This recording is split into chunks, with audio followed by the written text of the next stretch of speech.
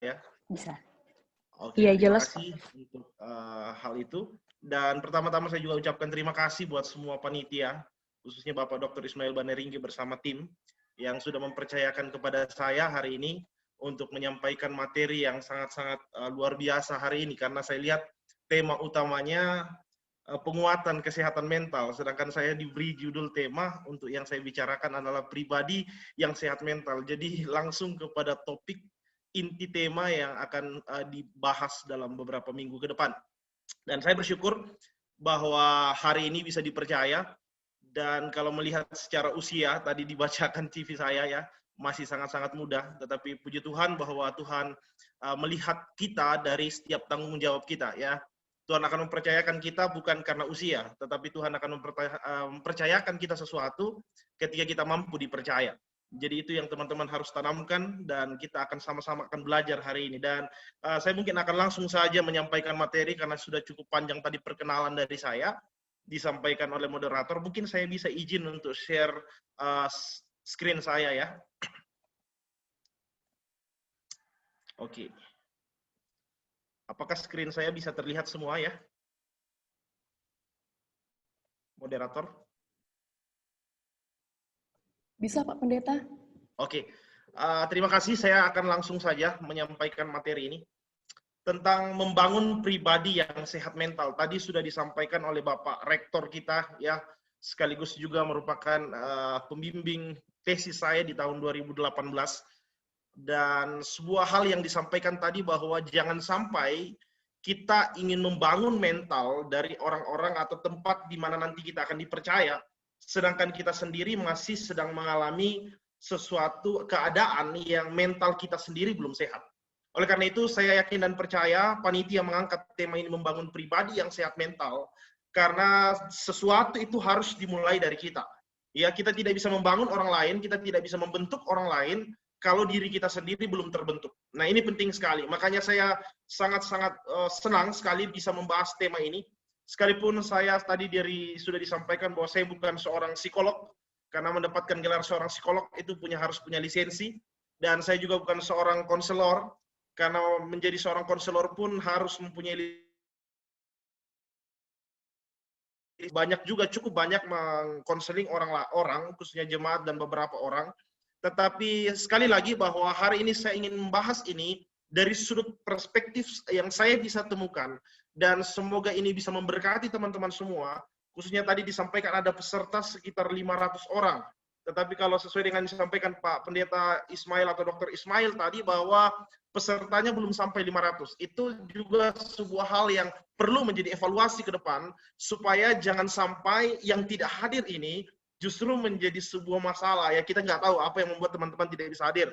Mungkin karena kuota yang tidak ada, atau situasi jaringan, atau apa yang menyebabkan. Tetapi saya pikir kalau hari ini sudah ditetapkan, itu merupakan sebuah hal yang harus diusahakan. Nah, oleh karena itu hari ini kita akan sama-sama mulai melihat apa itu sehat mental.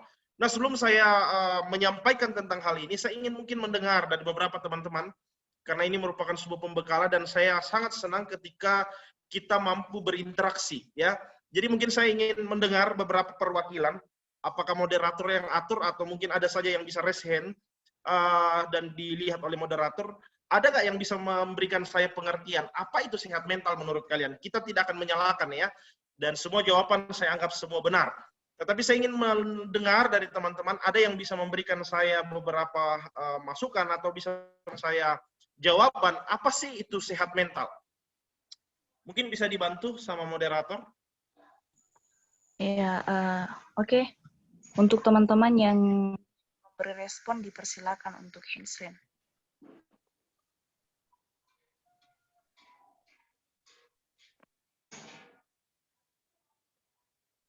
Ya, satu orang satu jurusan, karena tadi saya dengar ada 6 jurusan. Oke, kalau seperti itu, kita pakai sistem perwakilan dari prodi. Yang pertama dari prodi biologi, dipersilakan. Oke, dipersilakan kepada Heni Maria. Ya, baik. Apakah suara saya kedengaran? Bisa kedengar. Iya, kedengaran. Terima kasih atas kesempatan. Menurut yang saya pahami, kesehatan mental adalah kondisi ketika batin kita berada dalam keadaan tentram dan tenang. Itu yang saya pahami, Pak. Terima kasih.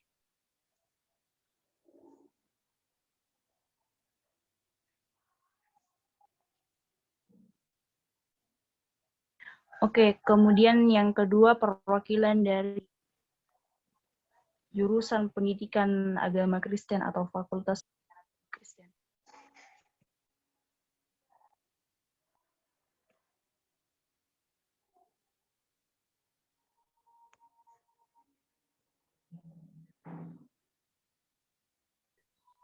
Oke, dipersilakan kepada Saudara Henry Sirangki. Oke, terima kasih moderator. Apakah suaranya cukup jelas? Ya, jelas. Oh ya. Jaringan saya kayaknya putus ya. Terima kasih. Kalau yang saya pahami mengenai kesehatan mental, artinya tidak ada masalah yang terjadi pada diri pribadi itu. Tidak ada gangguan jiwa, tidak ada depresi. Artinya keadaan pribadinya itu baik-baik saja. Dia ada dalam keadaan normal. Ya begitu saja yang saya pahami. Terima kasih moderator. Kembali ke moderator. Oke, terima kasih Saudara Henry Sirangki. Kemudian dari perwakilan dari Fakultas Kepemimpinan dan bersiap-siap dari Prodi Gerejawi. Oke, dipersilakan kepada Yael Juvita dari Prodi. Maaf, saya Prodi Pastoral Counseling.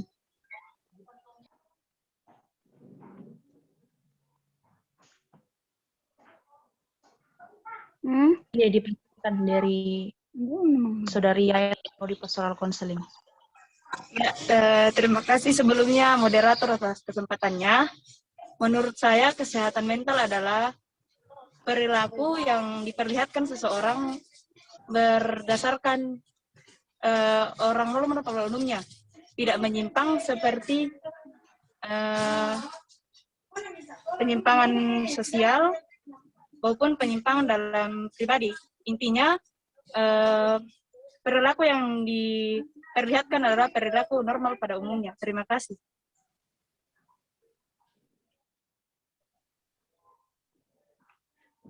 Oke, terima kasih untuk Saudara Yael dari Prodi Pastoral Counseling. Kemudian dari Prodi Musik Gerejawi.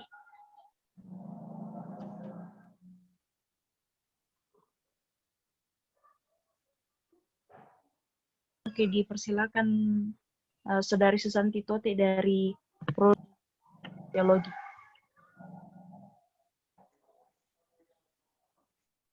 Baik, apakah suara saya kedengaran?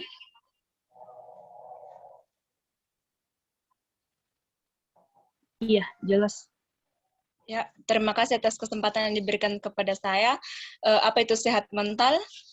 Menurut saya, sehat mental itu hati yang pribadi yang selalu tenang menghadapi setiap situasi, pribadi yang siap menerima apapun yang dihadapannya dengan situasi hati yang tenang. Terima kasih. Oke, terima kasih dari Saudari Susanti. Masih ada dari teman-teman sekalian? Masih ada? Kalau sudah tidak ada, bisa saya lanjut? Bagaimana? Oke, dipersilakan Pak. Oke, jadi saya mendengar semua jawaban yang sangat-sangat menarik ya. Dan semua jawaban itu adalah jawaban yang benar. Tetapi mari kita lihat dulu beberapa pengertian sehat mental dari beberapa ahli. Pertama kita akan lihat dari WHO.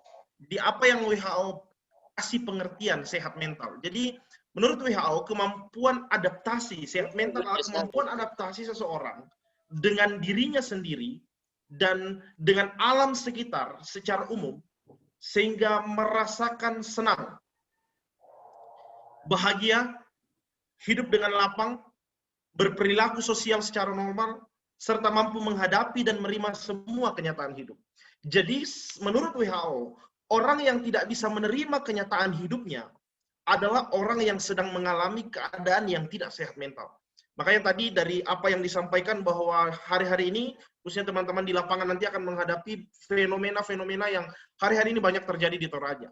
Yaitu banyak anak-anak muda, banyak orang-orang yang tidak siap menerima kenyataan hidupnya. Nah, menurut WHO, orang-orang demikian adalah orang-orang yang juga mengalami keadaan yang tidak sehat mental. Jadi perlu sekali pembimbingan dari teman-teman nantinya ketika teman-teman melihat ada orang-orang di sekitar tempat KKNT teman-teman nantinya yang kemudian tidak mempunyai semangat hidup. Dia tidak bisa menerima kenyataan-kenyataan hidup yang dialami. Nah, itu penting sekali. Nah, selanjutnya kita akan melihat dari Sakia Derajat, seorang ahli psikolog.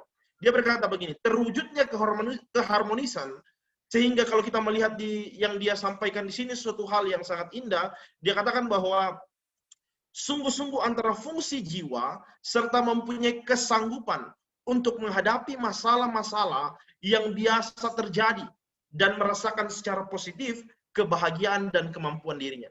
Jadi orang yang tidak bisa mengerti kemampuan dirinya, yang selalu menganggap, saya nggak bisa, saya nggak mampu, saya bukan siapa-siapa, saya begini dan begitu. Itu sebenarnya orang yang kemudian mengalami kesehatan mental yang kurang baik.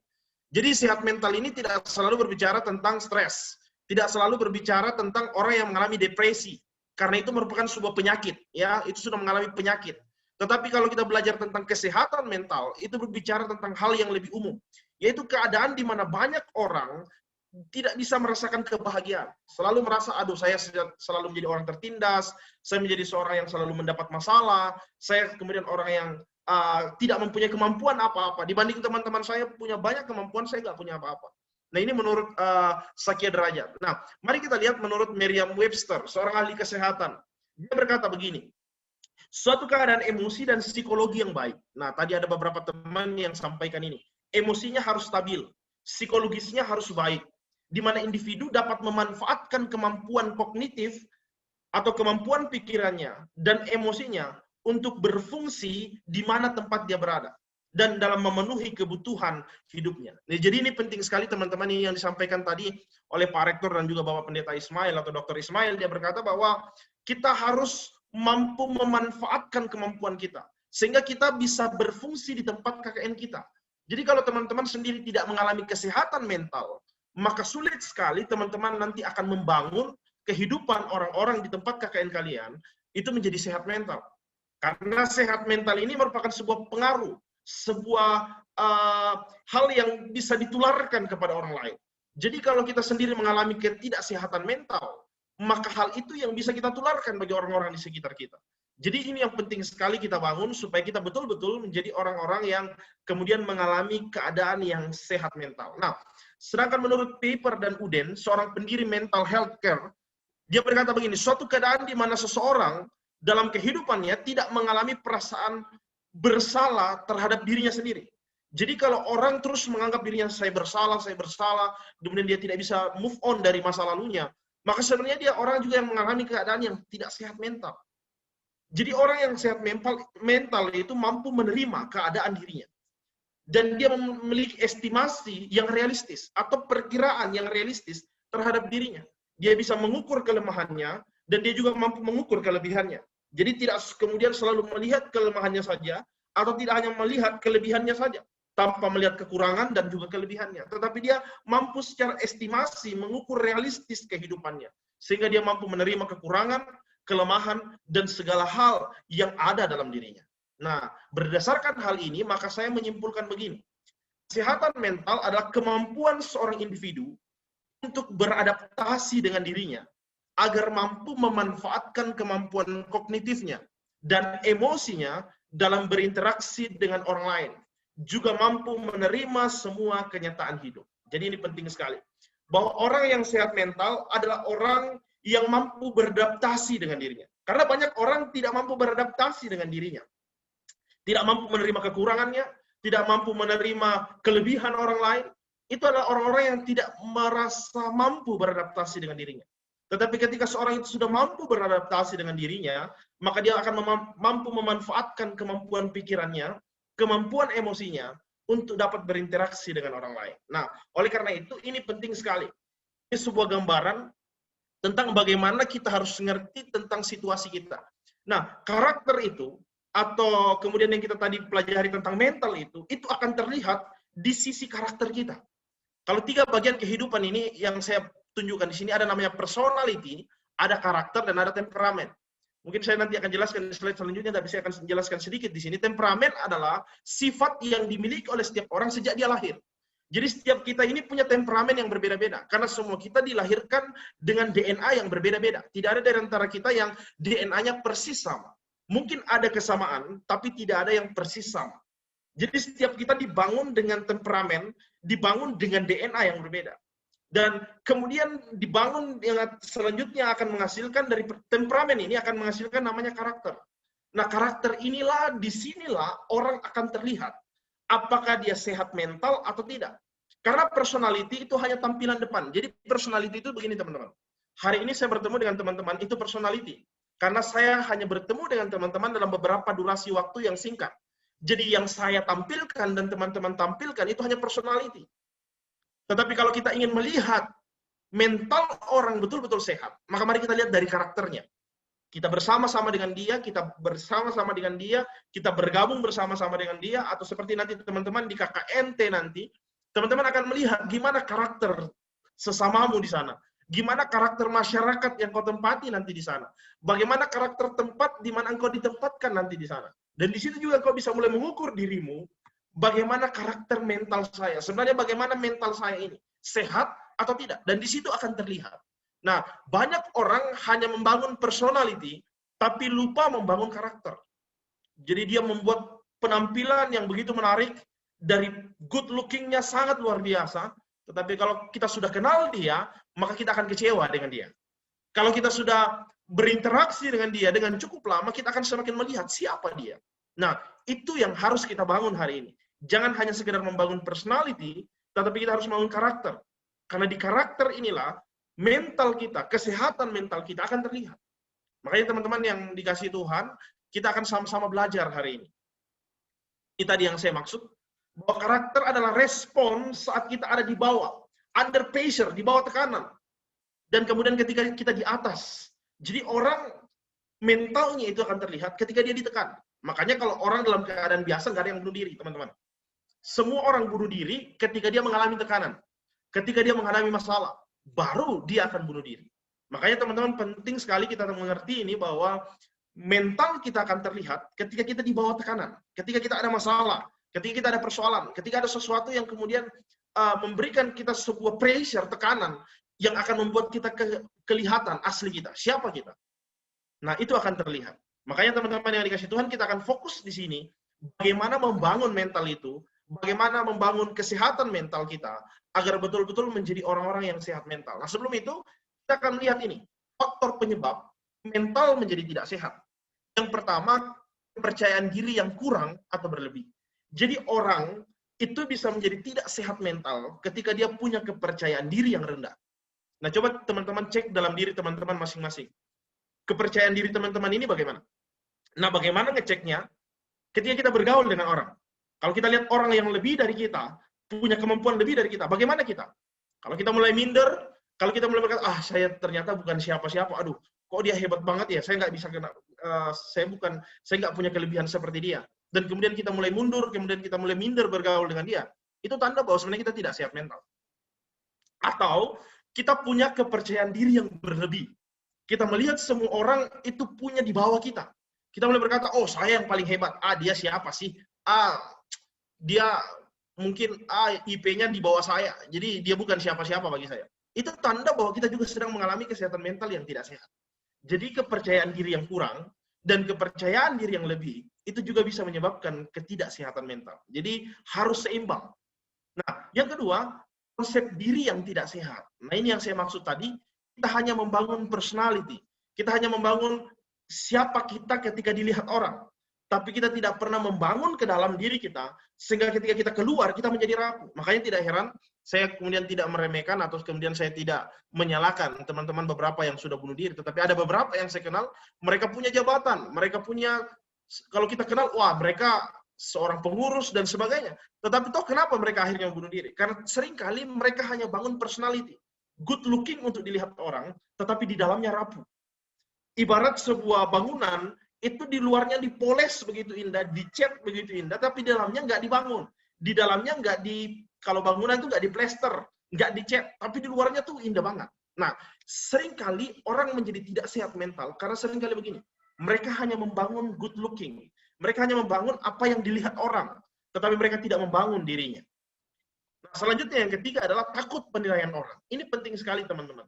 Kita jangan pernah takut dinilai oleh orang lain. Kalau kita takut dinilai orang lain, itu akan membuat mental kita menjadi tidak sehat. Jadi kalau teman-teman lihat seseorang, kemudian teman-teman, aduh, saya misalnya seperti tadi, disuruh berbicara, aduh saya takut nanti dikira salah, nanti teman-teman saya tertawain saya. Itu sebuah tanda bahwa keadaan mental kita kurang sehat. Ya, bukan sakit ya, tapi kurang sehat. Tetapi ini penting sekali supaya kita bisa belajar. Nah, bagaimana membangunnya? Nanti kita akan belajar sama-sama.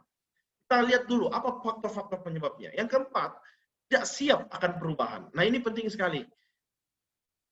Seperti tadi disampaikan oleh Pak Rektor bahwa sifat-sifat kita sudah anak kuliah, ini kita sudah mahasiswa. Jangan sampai sifat-sifat anak SMA, SMP masih terbawa. Harus dipanggil-panggil baru datang. Harus dicek-cek satu-satu baru aktif. Nah, tadi disampaikan bahwa peserta 500 sekian. Nah, saya tidak tahu sekarang apakah sudah 500 sekian. Nah, ini juga sebuah hal yang harus kita bangun. Kita harus siap berubah. Kita harus siap mengalami perubahan.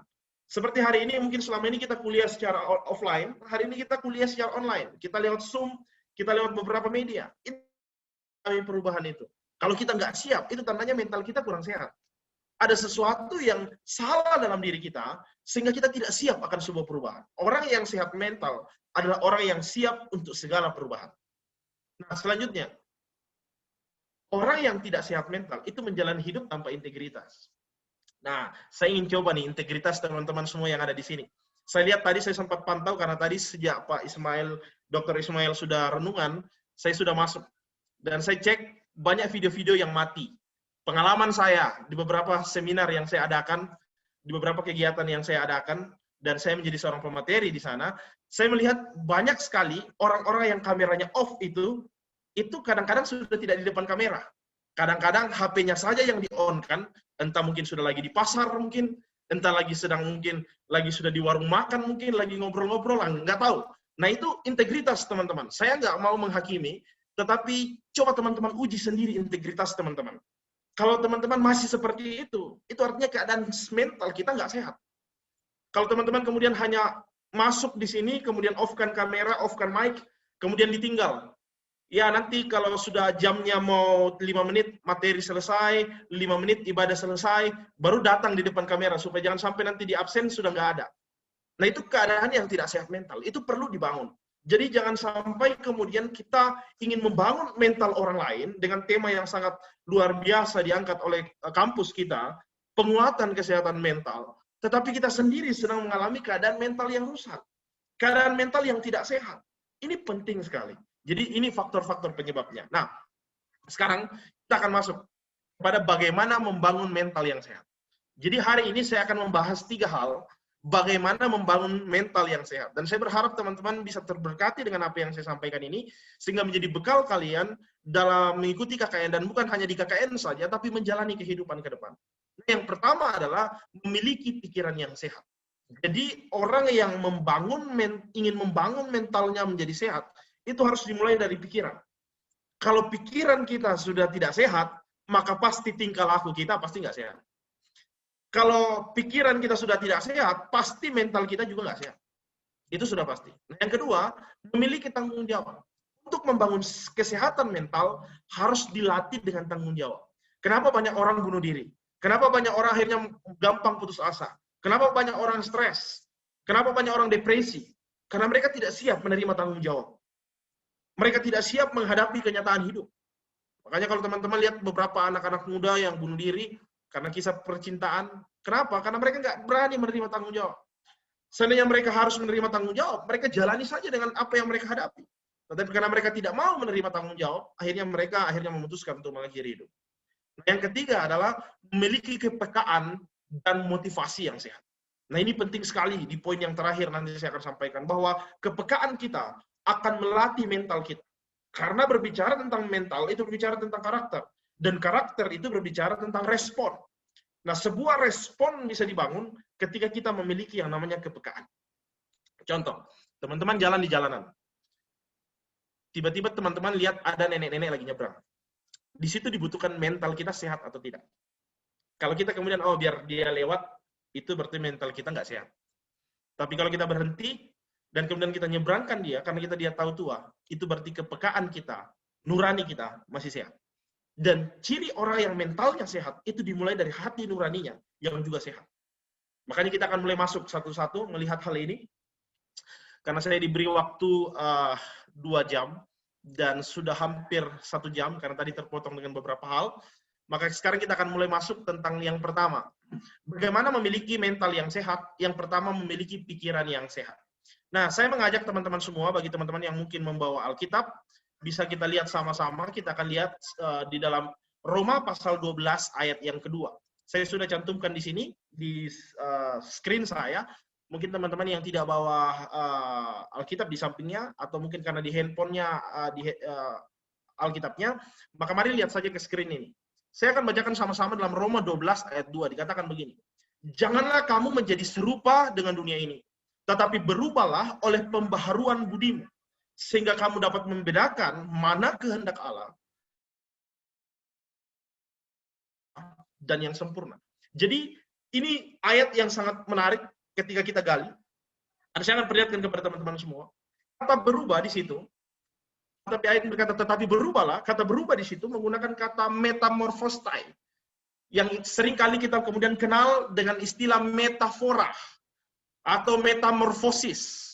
Tetapi kata asli sebenarnya itu menggunakan kata metamorphostai, artinya perubahan bentuk atau rupa.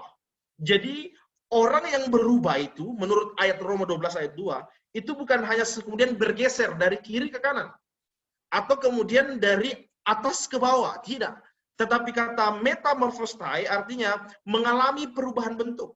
Seperti kupu-kupu, itu digambaran bagus tentang metamorfosis.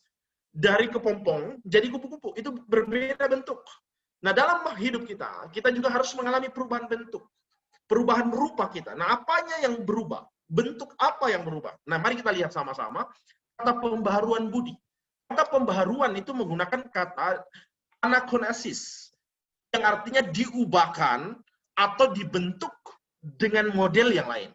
Nah, sedangkan kata budi di sini sebenarnya kata yang kurang tepat. Di dalam terjemahan aslinya menggunakan kata mind atau pikiran. Itu berasal dari kata nous, yang artinya perubahan pikiran yang betul-betul mengalami perubahan bentuk. Nah, dalam hal ini adalah perubahan pikiran, kalau dalam konteks ayat ini, perubahan konsep dunia menjadi konsep seperti yang Tuhan mau. Sehingga kamu dapat menemukan kehendak Allah di ayat ini.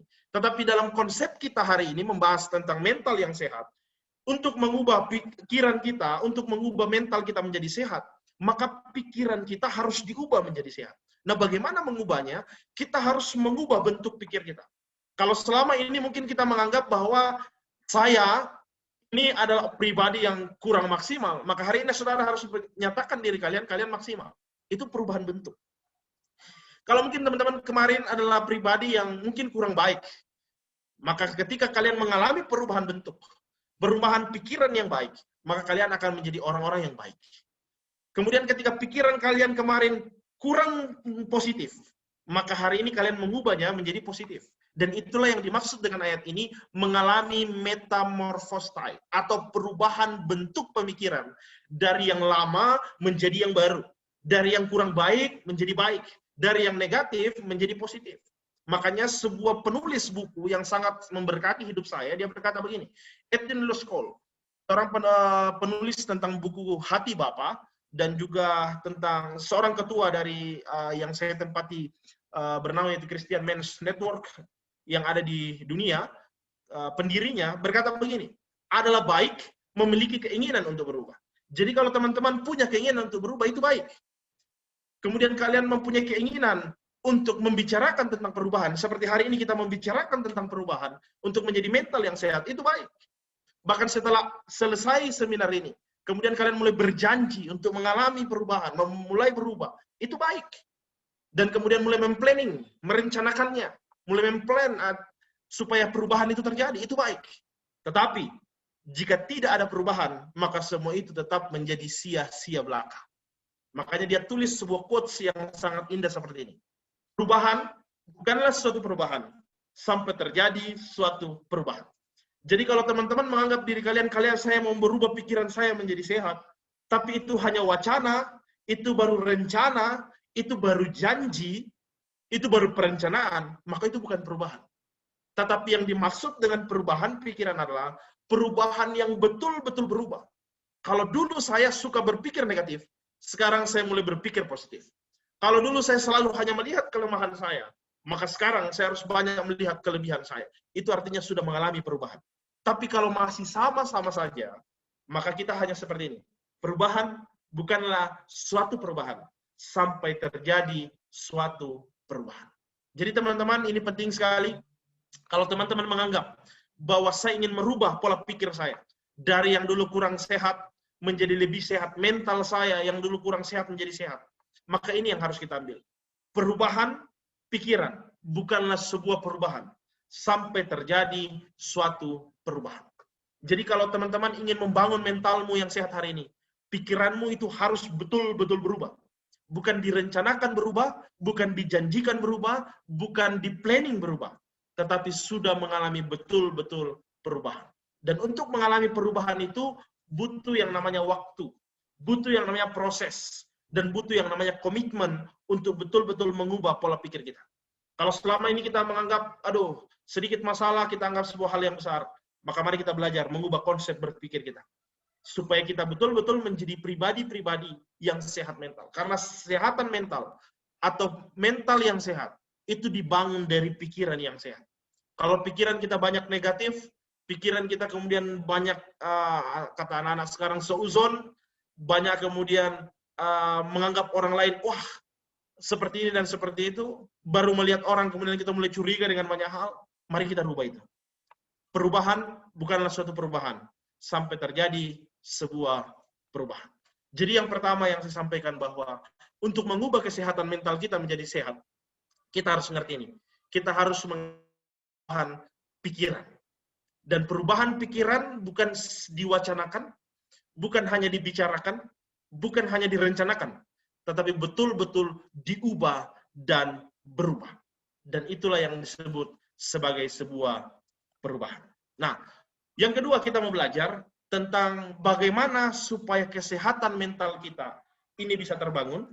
Tapi sebelum itu saya ingin pastikan dulu bahwa suara saya dan juga saya menyampaikan ini tidak terlalu cepat. Bagaimana dari moderator atau teman-teman yang lain, apakah bisa nangkap ataukah saya terlalu cepat menyampaikannya? Silakan moderator. Jelas, Pak. Jelas ya? Tidak terlalu cepat ya? Iya, Pak. Oke. Nah, Temponya sekarang juga. saya rindu teman-teman bisa nanti juga tulis di kolom chat ya. Bisa tulis di kolom chat. Tentang hal ini. Saya ingin sama-sama kita melihat hal ini. Nanti mungkin bisa saya dibantu oleh moderator untuk membacakan, mungkin ada jawaban-jawaban dari teman-teman. Atau mungkin ada yang langsung raise hand lebih bagus. Karena saya lebih senang berinteraksi langsung. Yang kedua kita mempelajari tentang memiliki tanggung jawab. Nah, mari kita lihat dulu satu kebenaran firman Tuhan dalam Kejadian pasal 3 ayat 6, ayat 12 dan ayat 13. Ini sebuah kisah tentang jatuhan manusia ke dalam dosa. Dan ini merupakan sebuah hal yang penting untuk kita melihat tentang sebuah sisi tentang yang namanya tanggung jawab. Nah, mari kita baca sama-sama. Saya akan bacakan buat kita semua supaya kita boleh melihat hal ini dengan baik, ya. Saya akan bacakan dari Kejadian 3, ayat yang ke-6, ayat yang ke-12, dan ayat 13. Dikatakan begini, ada yang raise hand? Mungkin ada yang perlu ditanyakan, silakan. Oke, dipersilakan. Windriani. Kalau ada yang mau bertanya, silakan aja raise hand, nanti moderator yang lihat, saya persilakan.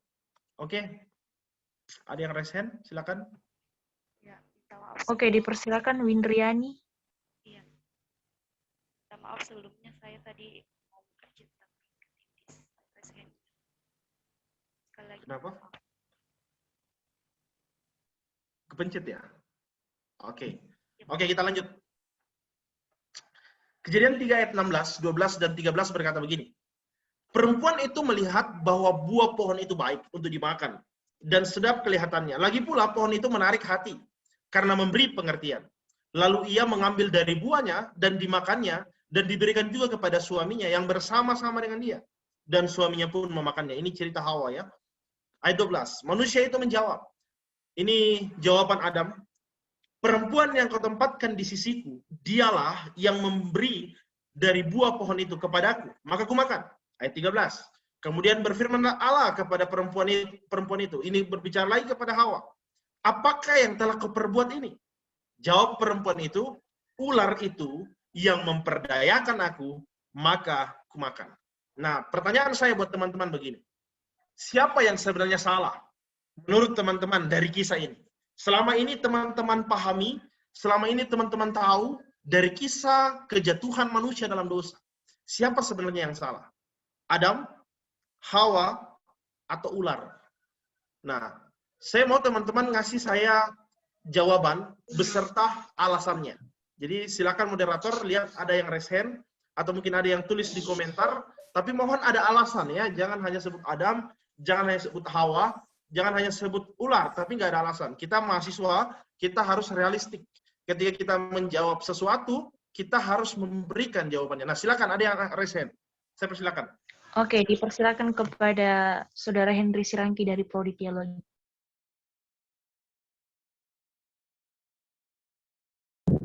Oke. Terima kasih kesempatannya moderator. Kalau ditanya siapa yang sebenarnya salah di sini, kalau jawaban saya begini, yang salah sebenarnya manusia ini, yang itu Adam dan Hawa. Tapi kalau ditanya lagi, siapa yang lebih salah? Saya lebih merujuk kepada Adam, karena sebenarnya perintah untuk tidak memakan buah larangan daripada Tuhan itu diperintahkan kepada Adam. Jadi yang lebih tahu perintah itu adalah pertama Adam. Dan saat ular menggoda perempuan atau Hawa itu, Adam bersama-sama dengan dia saat itu. Tapi pertanyaannya, kenapa Adam tidak melarang Hawa itu untuk mencegah supaya tidak memakan? Karena dikatakan dalam ayatnya yang ke-6, yang di situ dikatakan ada Adam bersama-sama dengan dia, bersama-sama dengan Hawa di situ.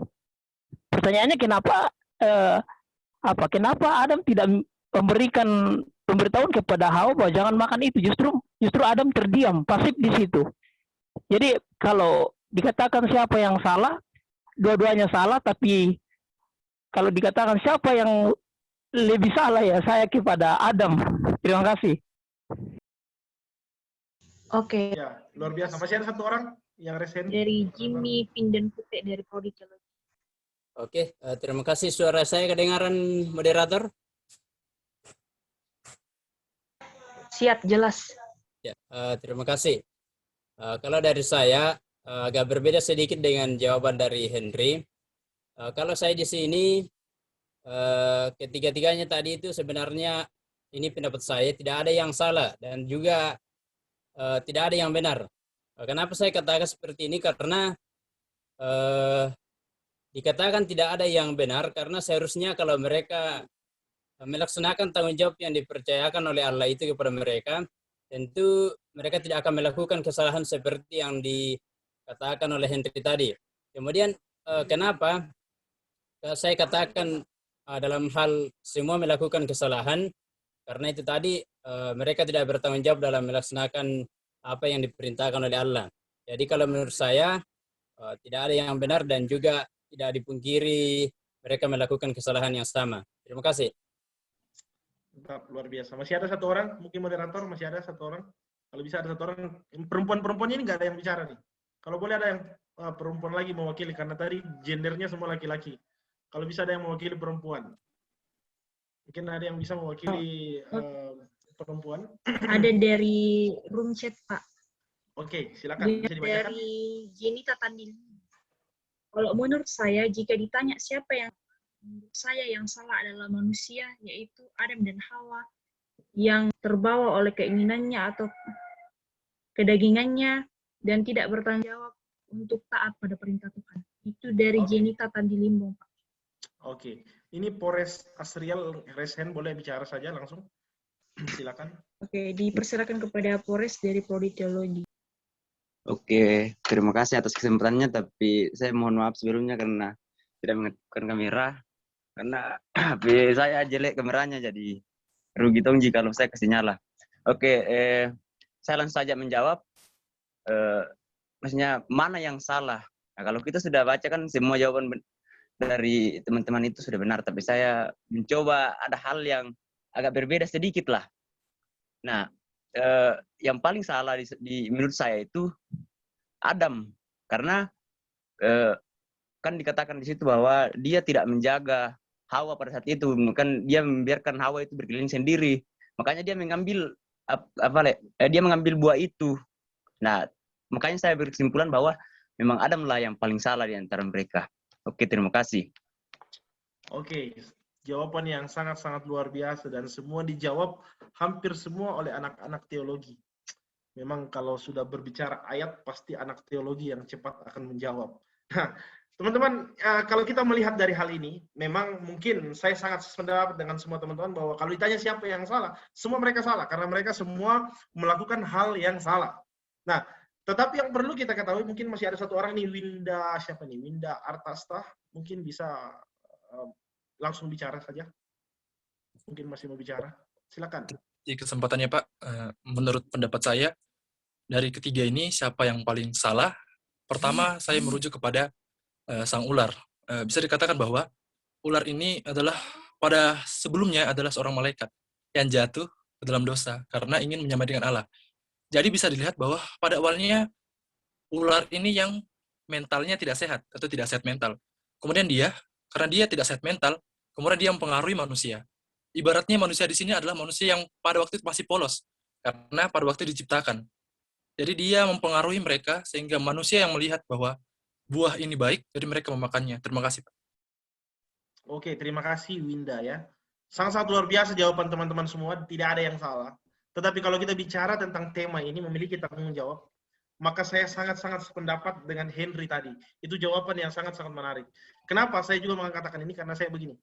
Saya melihat Henry ini pasti sehat mental. Kenapa? Karena seringkali kalau orang menjawab, itu selalu melawan gendernya.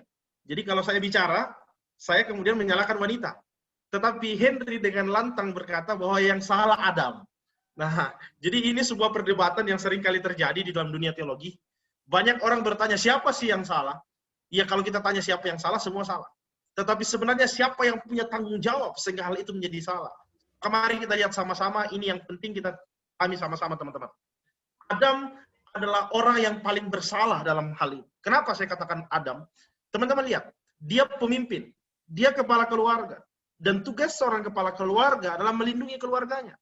Nah dalam sisi yang kita baca hari ini, Adam tidak berperan sebagai kepala keluarga yang baik. Kenapa saya katakan tidak berperan? Karena ayat yang saya garis bawahi dengan merah di ayat ini, bersama-sama dengan dia. Jadi ketika Hawa mengambil buah itu, ketika Hawa digoda oleh ular itu, Adam ada di sana. Adam bersama-sama dengan dia. Jadi Adam itu kemudian tidak jauh.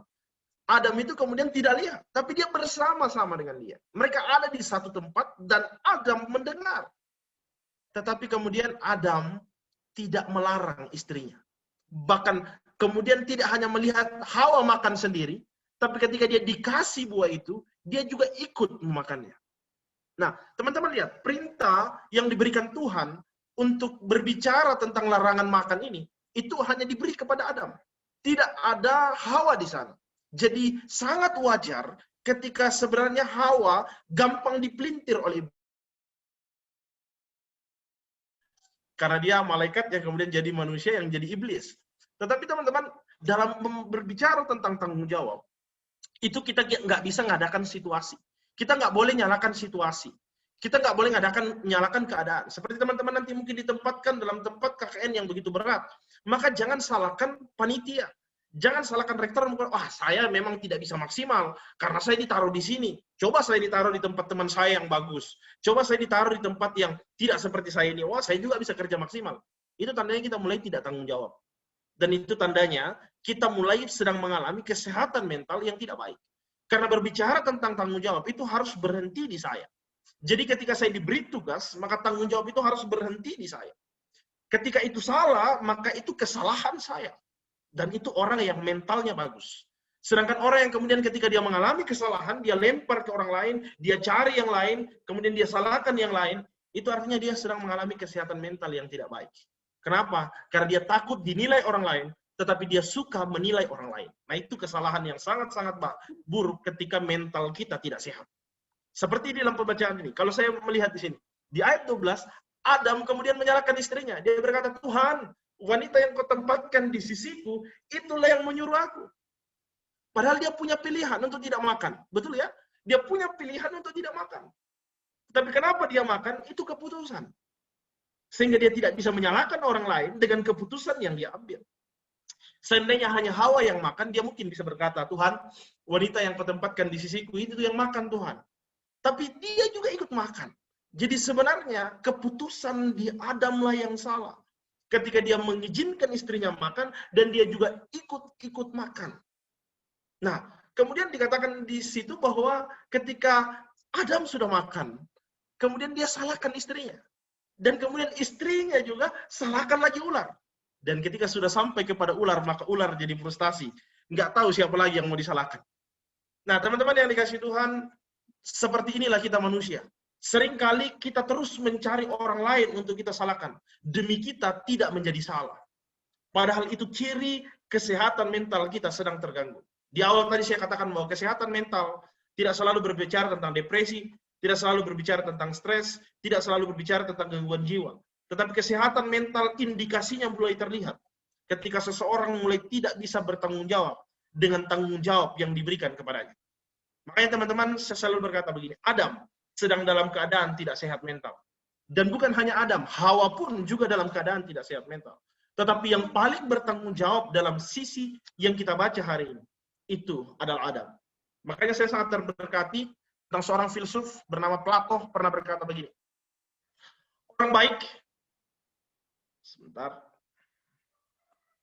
Orang baik tidak memerlukan hukum untuk memerintah mereka agar mereka bertindak penuh tanggung jawab.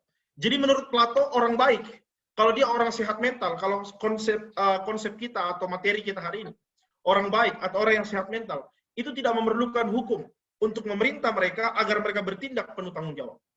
Tetapi sementara orang yang jahat, atau orang yang kalau dalam konteks pembicaraan kita hari ini, orang yang tidak sehat mental, akan selalu menemukan celah di sekitar hukum untuk membenarkan dirinya. Jadi orang yang sehat mental adalah orang-orang yang tidak perlu hukum untuk mengatur dia. Karena dia sudah tahu mana yang harus dia kerjakan, mana yang harus dia penuhi dengan tanggung jawab.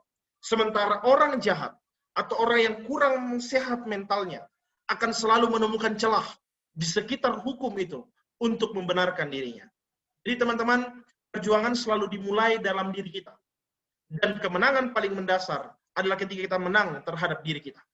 Ketika kita menghadapi sebuah tanggung jawab dan kita berani untuk menerima tanggung jawab itu, maka disitulah ciri bahwa kita sedang mengalami kesehatan mental.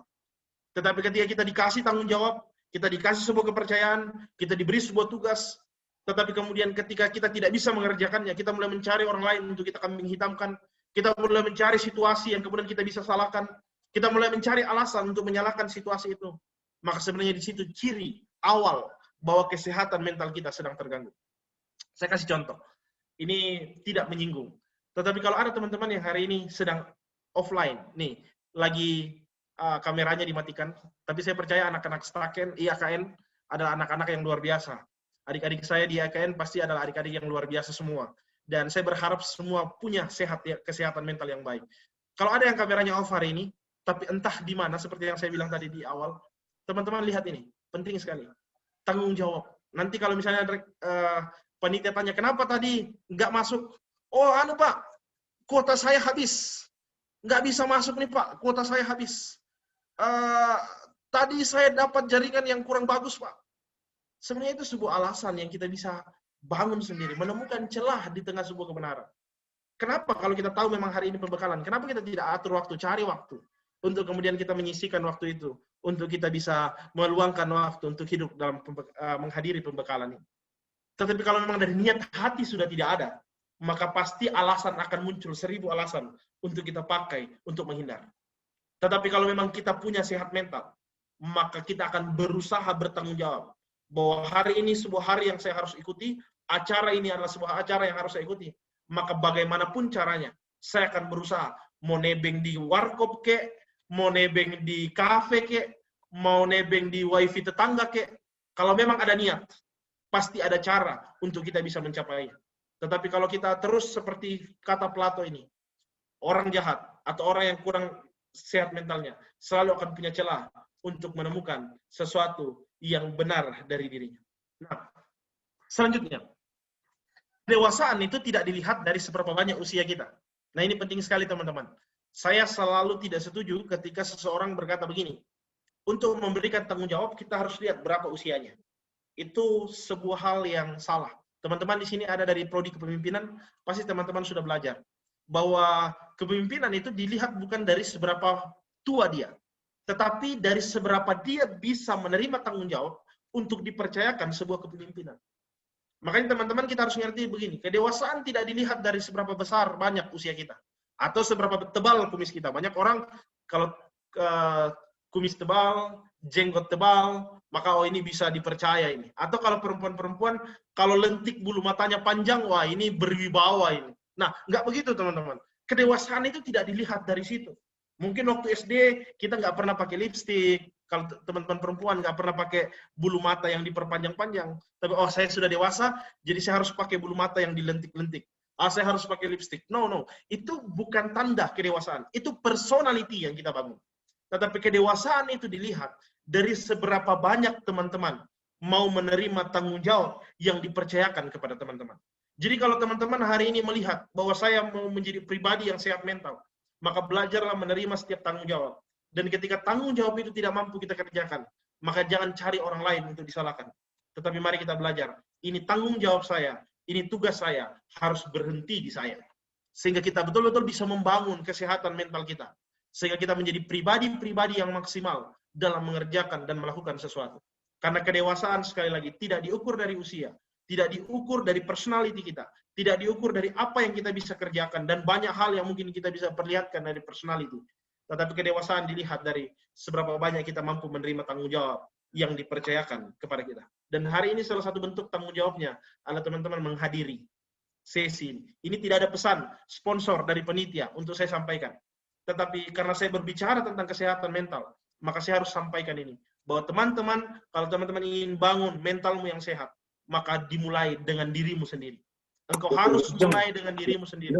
Dan engkau harus mengerjakannya dengan dirimu sendiri. Ada yang mungkin mau bicara?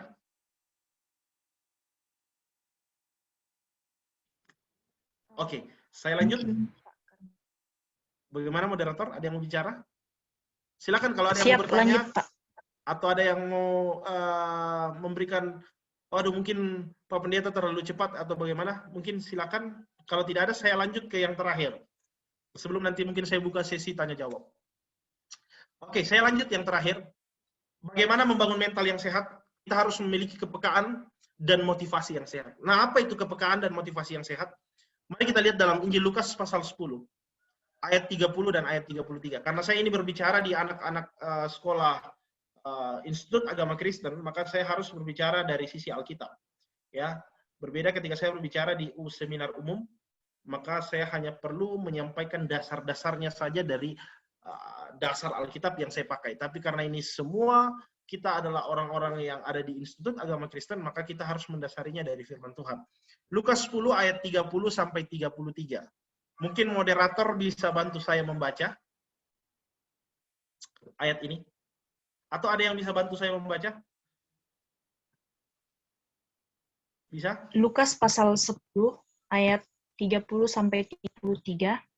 Jawab Yesus, adalah seorang yang turun dari Yerusalem ke Yeriko, ia jatuh ke tangan penyamun-penyamun yang bukan saja merampoknya habis-habisan, tetapi yang juga memukulnya, dan yang sesudah itu pergi meninggalkannya setengah mati. Kebetulan ada seorang imam turun Saya ulangi, kebetulan ada seorang imam turun melalui jalan itu. Ia melihat orang itu, tetapi ia melewatinya dari seberang jalan. Demikian juga orang Lewi datang ke tempat itu ketika ia melihat orang itu, ia melewatinya dari seberang jalan. Lalu datang seorang Samaria yang sedang dalam perjalanan ke tempat itu, dan ketika ia melihat orang itu, tergeraklah hatinya oleh belas kasihannya. Terima kasih moderator sudah membacakan ayat ini. Teman-teman, ini sebuah kisah tentang bagaimana ketika Tuhan Yesus sedang berbicara dengan ahli-ahli Taurat. Bagaimana mereka sedang mempertanyakan kepada Tuhan, Tuhan, bagaimanakah supaya kami memperoleh hidup yang kekal?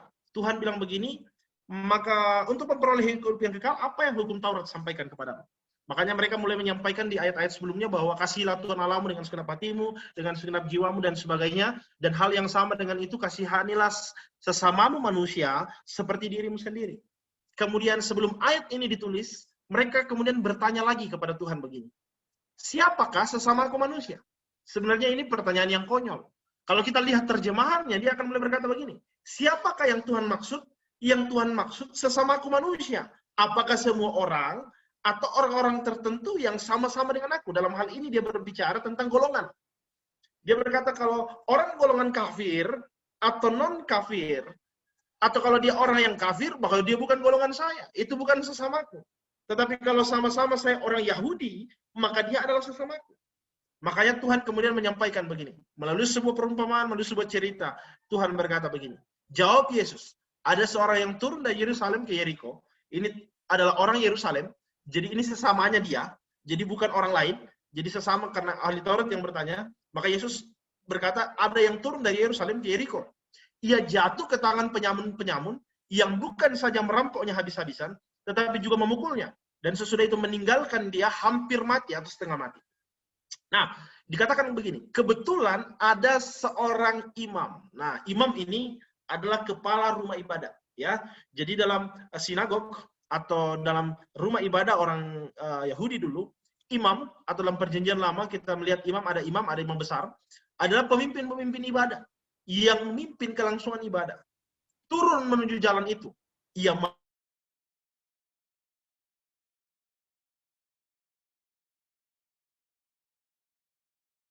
ingin kembali ke Yerusalem, tapi dia melewati orang ini.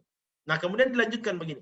Kebetulan juga, demikian juga, ada seorang Lewi, ya dikatakan ayat ini, ada seorang Lewi. Mungkin saya berhenti. Apakah suara saya terdengar? Karena di layar saya koneksi kurang stabil. Siap, jelas. Jelas ya, oke, saya lanjut. Nah, kemudian muncul juga seorang Lewi. Seorang yang kemudian Lewi ini, kaum Lewi atau suku Lewi, adalah orang-orang yang juga memimpin rumah ibadat. Kalau mungkin bahasa kita sekarang untuk disederhanakan, itu adalah liturgis, majelis-majelis gereja mungkin ya, kalau dibahasakan hari-hari ini, ada mereka orang-orang yang punya keturunan, yang punya hak untuk memperbaiki bait, untuk membersihkan perkakas bait Allah dan sebagainya. Mereka punya tugas di dalam bait Allah juga. Dan dikatakan dia pun melakukan hal yang sama. Dia hanya melewatinya dari seberang jalan. Makanya ayat 33 Tuhan berikan begini. Lalu datanglah seorang Samaria. Siapa Samaria? Bagi orang-orang dahulu di Yahudi, orang Samaria adalah suku yang kemudian adalah golongan yang dianggap kafir. Kenapa? Karena mereka ketika pembagian suku Israel, mereka adalah suku-suku yang keluar dari Israel. Mereka adalah percampuran. Dan mereka yang disebut menjadi seorang Samaria. Tetapi Tuhan berkata begini, tetapi datanglah seorang Samaria yang sedang dalam perjalanan ke tempat itu. Ketika melihat orangnya oleh belas kasihan. Justru orang Samaria yang kemudian memberikan bantuan kepada orang yang dirampok ini. Bukan dari imam, bukan dari Lewi, tetapi justru dari orang yang dianggap kafir oleh mereka saat itu. Nah, apa yang kita bisa lihat dari pembacaan ini untuk membuat kita memiliki mental yang sehat, khususnya dalam membangun kepekaan dan motivasi yang sehat. Teman-teman perhatikan ini. Tetap menjalankan tugas dan kewajiban itu baik. Jadi teman-teman nanti di KKN tematik kalian menjalankan tugas dari kampus, kewajiban dari kampus itu baik. Itu nggak salah dan itu benar dan harus kalian lakukan. Tetapi jauh lebih penting dari itu, yaitu menyelamatkan orang yang dirampok. tugas imam dan tugas Lewi memang hanya di bait Allah. Tetapi kemudian ketika mereka hanya berorientasi dengan tugas mereka, mereka lupa melihat sesamanya.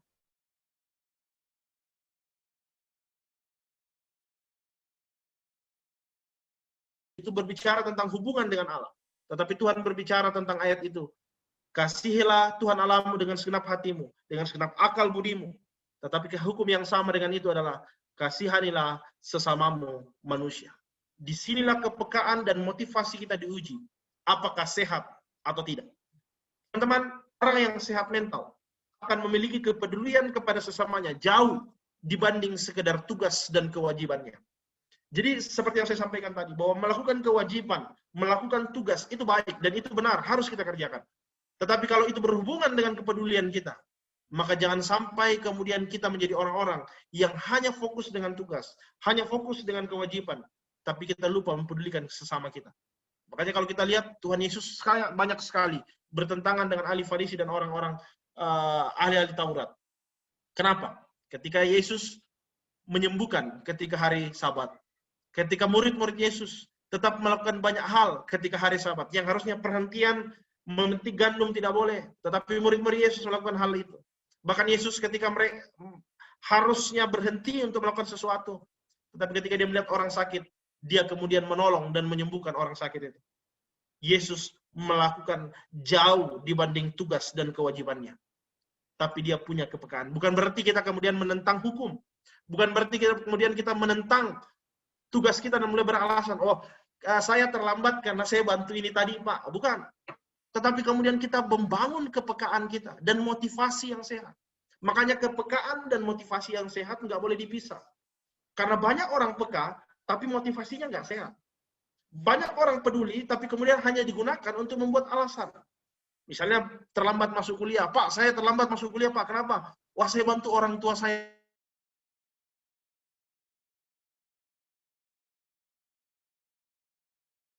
Untuk tidak dimarahi ketika terlambat.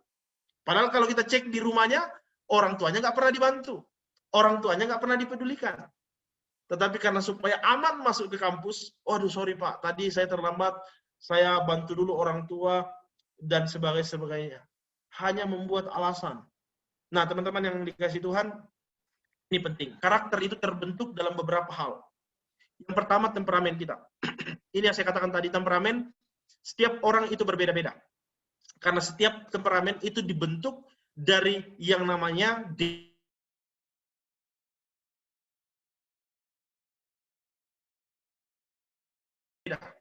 mungkin ada sedikit kesamaan, tapi tidak mungkin sama persis. Karena tidak ada satupun manusia yang DNA-nya sama persis. Setiap kita berbeda-beda secara DNA. Nah, kemudian pola asuh.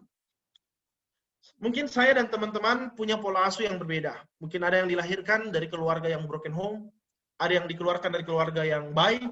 Itu pola asuh berbeda. Dan itu kita tidak bisa hindari. Karena itu lahir dari kita. Kita tidak bisa kembali dan berkata, oh saya ingin lahir dari orang yang baik, saya mau lahir dari keluarga yang baik. Oh, nggak bisa. Itu sudah masa lalu. Dan kita harus terima. Dan bukti kesehatan mental kita baik adalah ketika kita mampu menerima hal itu. Nah, yang ketiga, keyakinan. Keyakinan itu berbicara tentang apa yang kita yakini. Nah, saya tahu hari ini teman-teman kita semua dalam satu keyakinan yang sama. Mempercayai Yesus sebagai Tuhan dan Juru Selamat kita. Mungkin ada beberapa mungkin yang masuk di sini, tetapi yang saya tahu bahwa kita punya keyakinan yang sama. Nah, pendidikan. Ini kita punya pendidikan yang sama. Karakter juga sangat dipengaruhi oleh pendidikan. Orang yang hanya tamat SD dengan orang yang kuliah, itu kadang-kadang punya karakter yang berbeda. Kenapa? Karena pendidikan mempengaruhi karakter. Tetapi ada satu hal yang jangan sampai kita lupa bahwa ini dia. Motivasi hidup. Motivasi hidup adalah sebuah hal yang sangat juga mendominasi pembentukan karakter dalam diri kita. Nah, apa yang dimaksud motivasi hidup? Nah, saya ingin katakan begini teman-teman. Seringkali kesalahan kita bukan pada apa yang kita lakukan, tetapi karena apa yang tidak kita lakukan. Apa maksudnya? Pak Pendeta, apa maksudnya seringkali kesalahan kita bukan pada apa yang kita lakukan, tetapi karena apa yang tidak kita lakukan. Ini saya ambil berdasarkan perenungan saya dari ayat yang kita baca tadi. Bahwa seringkali kesalahan kita seperti para imam dan seperti para Lewi tadi. Karena tugasnya, karena kewajibannya, akhirnya dia tinggalkan itu. Karena dia berkata, oh itu bukan tugas saya. maka kesalahannya adalah dengan apa yang dia tidak lakukan. Seandainya dia menolong, apa bedanya dengan orang Samaria yang juga punya kesibukan? Semua punya kesibukan, semua punya tugas. Walaupun berbeda-beda secara tugas. Tetapi orang Samaria lebih belajar seperti Yesus. Gambaran orang Samaria, Yesus gambarkan melalui kehidupan pribadinya. Bahwa seringkali kesalahan kita bukan karena apa yang tidak kita lakukan. Bukan apa yang kita lakukan, tetapi karena apa yang tidak kita lakukan. Nah, maksudnya bagaimana? Teman-teman, saat mungkin teman-teman KKN tematik nantinya, mungkin ada teman-teman yang di sekolah, tugas utamanya pasti mungkin mengajar. Mungkin di lingkungan tempat kalian praktek ada sekolah. Tetapi gimana kalau kalian lihat murid-murid yang selalu menyendiri, khususnya teman-teman PAK? Bagaimana kalau teman-teman lihat murid yang selalu menyendiri, selalu dibully oleh teman-temannya? Apa respon kalian? Apa kalian berkata, wah itu bukan tugas saya, itu tugas gurunya, saya kan cuma beberapa bulan di sini. Itu tugas gurunya, yang penting saya datang, saya ngajar, saya ngerjakan tugas saya, selesai. Mental kita sebenarnya tidak sehat kalau kita punya pemikiran seperti itu. Buat kamu yang mungkin di gereja nantinya, mungkin tugasmu melayani, liturgi, sekolah minggu, musik, dan lain-lain. Atau dimanapun kau ditempatkan. Tapi bagaimana ketika kau lihat sampah? Kau lihat altar atau mimbar masih berdebu. Bahkan sudah lama ada di sana. Apakah kau berkata, karena sudah lama, saya belum datang aja sudah berdebu, itu nggak pernah dibersihkan. Ngapain saya mau bersihkan? Teman-teman, di situ mental kita, sehat mental kita terlihat. Bagaimana melewatinya dan berkata, aku masih ada tugas yang lain. Teman-teman, saya punya sedikit kesaksian. Waktu saya di sekolah Alkitab di Semarang, sama seperti teman-teman, tapi kami tidak menyebutnya KKN, tetapi itu hanya praktek mingguan ya, weekend. Jadi praktek pelayaran mingguan, itu setiap Sabtu, Jumat, Sabtu, Minggu. Karena kita kuliah hanya Senin sampai Jumat. Jadi kita Sabtu, Minggu, Senin, kadang-kadang Jumat setelah kuliah pun kita sudah berangkat. Saya pernah ditempatkan di suatu gereja. Dan di gereja itu, saya diberi tugas untuk melayani youth, anak-anak muda yang ada di sana.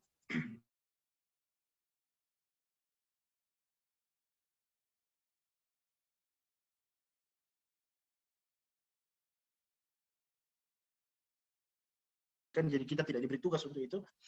Tiba-tiba saya masuk dalam ruangan tempat saya ingin mengadakan ibadah youth atau memimpin youth. Tiba-tiba saya lihat sampah masih ada beberapa yang tidak mungkin dilihat oleh koster gereja.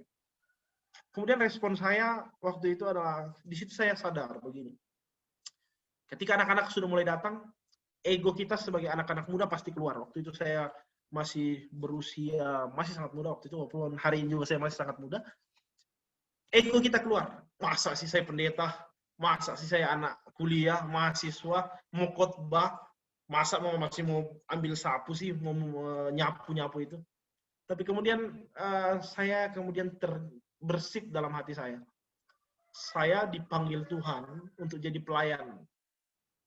Bukan sebagai seorang bos, tapi saya dipanggil Tuhan menjadi seorang pelayan. Dan dari situ, walaupun hati yang berat, saya boleh belajar. Saya sapu, saya bersihkan, sekalipun anak itu sudah kumpul di situ, saya hanya dilihat-liatin. Tetapi hari ini saya nuai, teman-teman.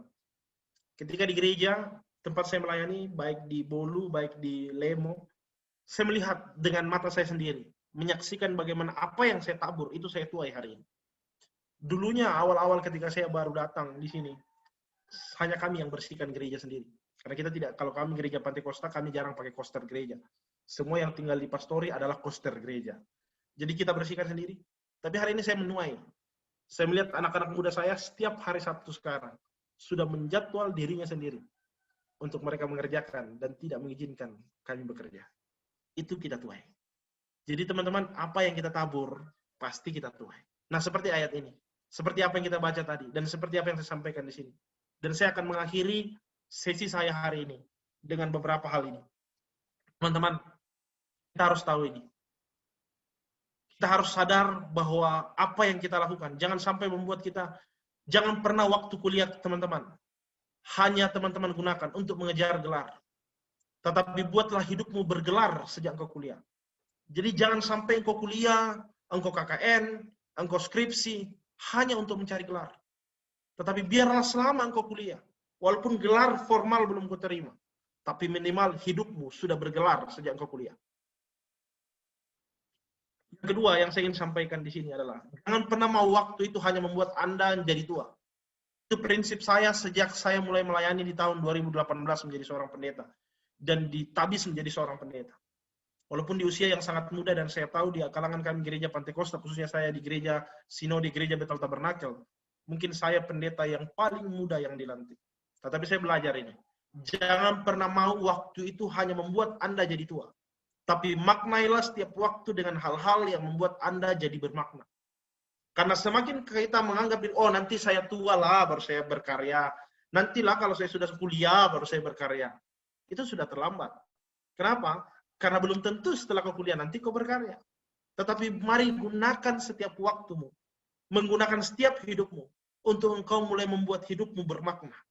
Karena dengan membuat hidupmu bermakna, itu akan membangun kesehatan mentalmu. Karena orang yang sehat mental adalah orang yang mampu mengkoordinasikan, tadi di awal kita belajar, kognitifnya, pikirannya, dengan emosinya. Orang-orang imam dan kita pelajari tadi para Lewi, hanya menggunakan kognitif mereka. Tetapi mereka tidak pernah melibatkan emosi, jiwa, mental mereka. Tetapi hari ini saya mau beritahu buat teman-teman, jangan pernah mau habis waktumu hanya sekedar menjadi tua. Tetapi maknailah setiap waktu dengan hal-hal yang membuat Anda jadi berguna. 3. Menjadi tua itu otomatis. Tapi menjadi berguna itu pilihan. Setiap kita pasti akan menjadi tua. Siapapun kita, pasti kita akan menjadi tua. Hari ini mungkin kalian muda. Beberapa tahun ke depan kalian pasti menjadi tua. Dan itu otomatis. Tidak ada orang yang bisa usianya mundur. Nggak ada. Semua usia maju. Dan itu tidak bisa kita pilih. Itu tidak bisa kita tolak. Tetapi menjadi berguna, itu pilihan. Kalau teman-teman mau menjadi berguna, itu pilihanmu. Engkau ingin membangun kesehatan mentalmu, bergunalah bagi banyak orang. Bergunalah bagi orang-orang di sekitarmu. Maka engkau mulai menjadi orang-orang yang kemudian bukan hanya menjadi tua, tetapi juga berguna bagi orang lain. Dan yang terakhir, bertambah usia itu otomatis. Tapi menjadi dewasa juga itu pilihan. Sekali lagi, dewasa dengan usia itu berbeda dengan dewasa dengan karakter. Menjadi dewasa karena usia itu pasti otomatis. Itu pasti didapatkan semua orang. Tetapi menjadi dewasa karena karakter itu sebuah pilihan yang harus kita ambil. Semoga apa yang saya sampaikan hari ini untuk membuat teman-teman mempunyai mental yang sehat, berubahlah dengan pikiran yang sehat. Yang kedua, milikilah tanggung jawab yang benar. Dan yang terakhir, mari belajar dalam hidup ini. Punyai kepekaan dan punyai motivasi yang benar dalam mengerjakan sesuatu. Semoga apa yang saya sampaikan hari ini bisa memberkati kita semua, dan kalian ketika teman-teman di KKN nantinya atau dalam menjalani kehidupan, betul-betul menjadi orang-orang yang sehat secara mental. Saya masih punya waktu sekitar 15-20 menit. Saya kembalikan kepada moderator, mungkin ada yang mau bertanya, atau ada yang mungkin mau sharing. Silakan saya beri kesempatan, sambil kita mungkin bisa berdiskusi bersama-sama. Terima kasih, saya kembalikan kepada moderator. Terima kasih Pak. Materi yang menarik dan power yang luar biasa. Ada beberapa kesimpulan yang bisa saya tarik. Yang pertama, ternyata mental itu merupakan kemampuan seseorang individu untuk mampu beradaptasi dengan dirinya sendiri, dan kemudian ia mampu berinteraksi dengan orang lain. Kemudian faktor penyebab mental itu, maksudnya faktor penyebab mental yang tidak sehat, pertama, kepercayaan diri yang kurang atau lebih, dan kemudian konsep yang tidak sehat. Yang ketiga, takut akan penilaian orang lain. Yang keempat, tidak siap akan perubahan. Dan yang kelima, menjalani hidup tanpa integritas. Kemudian yang selanjutnya adalah bagaimana membangun mental yang sehat. Yang pertama, memiliki pikiran yang sehat. Itu dari Roma pasal 12 ayat 2 juga merupakan sebuah hal yang sangat alkitabiah. Kemudian memiliki tanggung jawab dari Kejadian 3 ayat 6, dan memiliki kepekaan dan motivasi yang sehat dari Lukas 10 ayat 33 ayat 30 sampai 33 berdasarkan kisah orang Samaria yang baik hati. Kemudian kita masih memiliki waktu sampai 11.30 karena tadi moral 30 menit, jadi kita menambah efisiensi waktu 30 menit. Jadi kita akan membuka sesi tanya jawab. Kita akan membuka sesi pertama dengan 3 orang penanya. ketika masih ada waktu nanti kita akan tambah lagi sesi tanya jawabnya.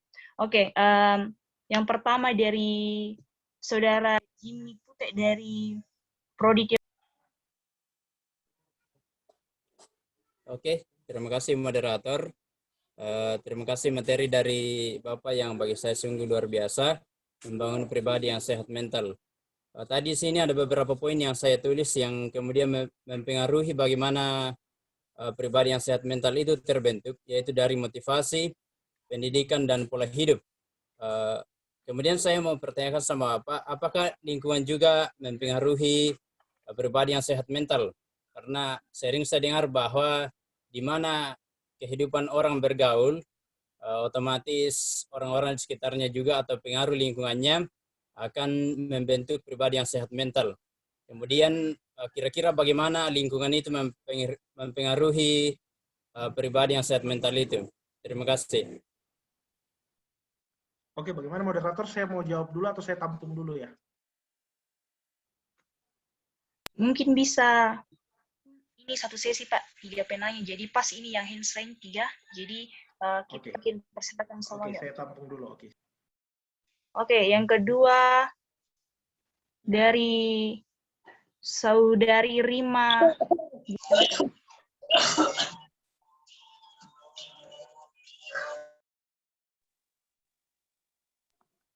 Oke, dipersilakan Saudari Rima. Ya, terima kasih atas kesempatan yang diberikan kepada saya. Sungguh luar biasa materi dari Bapak yang telah disampaikan. Ada satu hal yang terlintas dalam benak saya ketika mendengar kata perubahan dan tanggung jawab. Dari saya sendiri, salah satu tantangan besar saya ketika hendak berubah dan dalam diberikan tanggung jawab kecil-kecil adalah konsistensi, konsisten pada perubahan tersebut dan konsisten pada tanggung jawab yang telah diberikan. Dan tidak menutup kemungkinan biasanya nanti di lingkungan KKN ada suatu program yang akan diprogramkan oleh peserta KKN, dan biasanya kita pada pembentukan program akan menggebu-gebu, tetapi ketika sudah terjun di dalamnya, kita kembali lagi tidak konsisten. Pada kesempatan kali ini, bolehkah Bapak memberikan tips konsisten pada perubahan dan tips konsisten pada tanggung jawab yang diberikan? Itu dari saya, sekian, terima kasih. Oke, penanya yang ketiga dipersilakan Henry.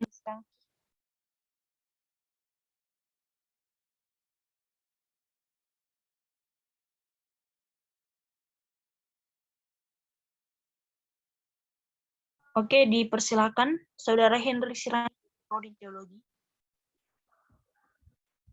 Oh ya, terima kasih kesempatannya. Sungguh luar biasa dari materi yang dibawakan oleh Bapak Pendeta, dan paling memberi saya motivasi di closing statement-nya tadi yang sangat luar biasa bagi saya pribadi. Tadi sedikit catatan yang saya catat di sini bahwa mengenai membangun pribadi yang sehat mental, bahwa orang yang tidak bisa menerima kenyataan hidup akan mengalami kesehatan mental yang tidak normal. Dan saya melihat kasus yang terjadi di Toraja yang marak terjadi adalah kasus bunuh diri. Karena itu saya kemudian mengkorelasikan kesehatan mental ini pada kasus bunuh diri. Jadi mungkin kita sudah sepakat dari pemaparan materi yang sudah dijelaskan, kita sepakat bahwa orang yang melakukan tindakan bunuh diri adalah orang yang rusak mentalnya. Mungkin kita sepakat mengatakan hal itu karena mengalami tekanan dan mereka tidak bisa menguasai dirinya. Jadi kita tidak menjamin bahwa akan tidak ada lagi kasus bunuh diri yang akan terjadi di Toraja ke depannya. Tetapi yang saya mau katakan di sini, pertanyaan saya bahwa bagaimana cara kita secara khusus bagi mahasiswa untuk kira-kira memberikan pemahaman atau jalan keluar ketika orang-orang mengalami tekanan atau masalah, sehingga tidak berujung pada tindakan yang tidak terpuji, dalam hal ini bunuh diri. Karena sudah banyak kasus yang terjadi. Dan bagi saya belum ada upaya-upaya yang serius kita lakukan untuk memberi pemahaman kepada orang-orang yang mengalami masalah tekanan yang berat, supaya mereka tidak melakukan tindakan-tindakan yang sudah terjadi. Seperti itu, Pak.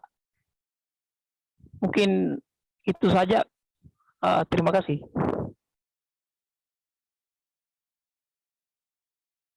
Oke, dipersilakan kepada Bapak Pendeta Hilkia Putra nih jawab pertanyaan dari teman-teman.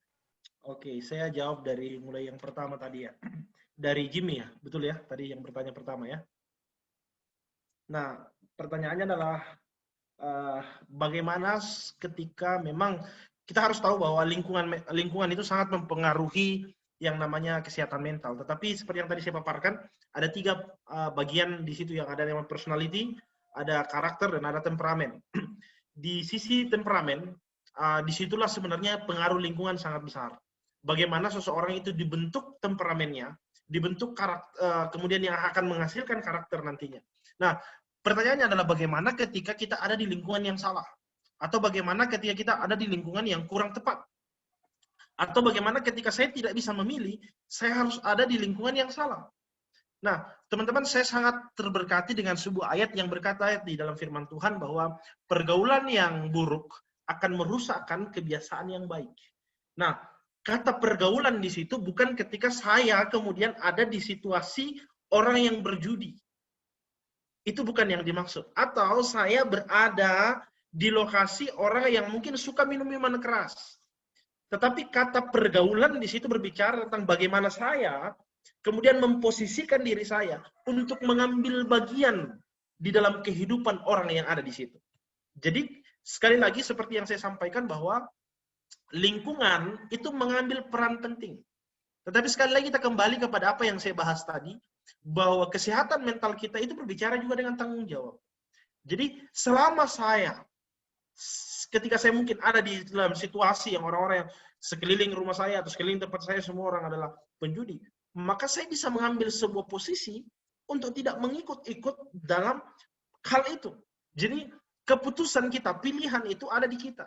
Makanya firman Tuhan yang berkata pergaulan yang buruk akan merusak kebiasaan yang baik. Bukan kemudian ketika kita ada di lingkungan penjudi, kita jadi penjudi, bukan.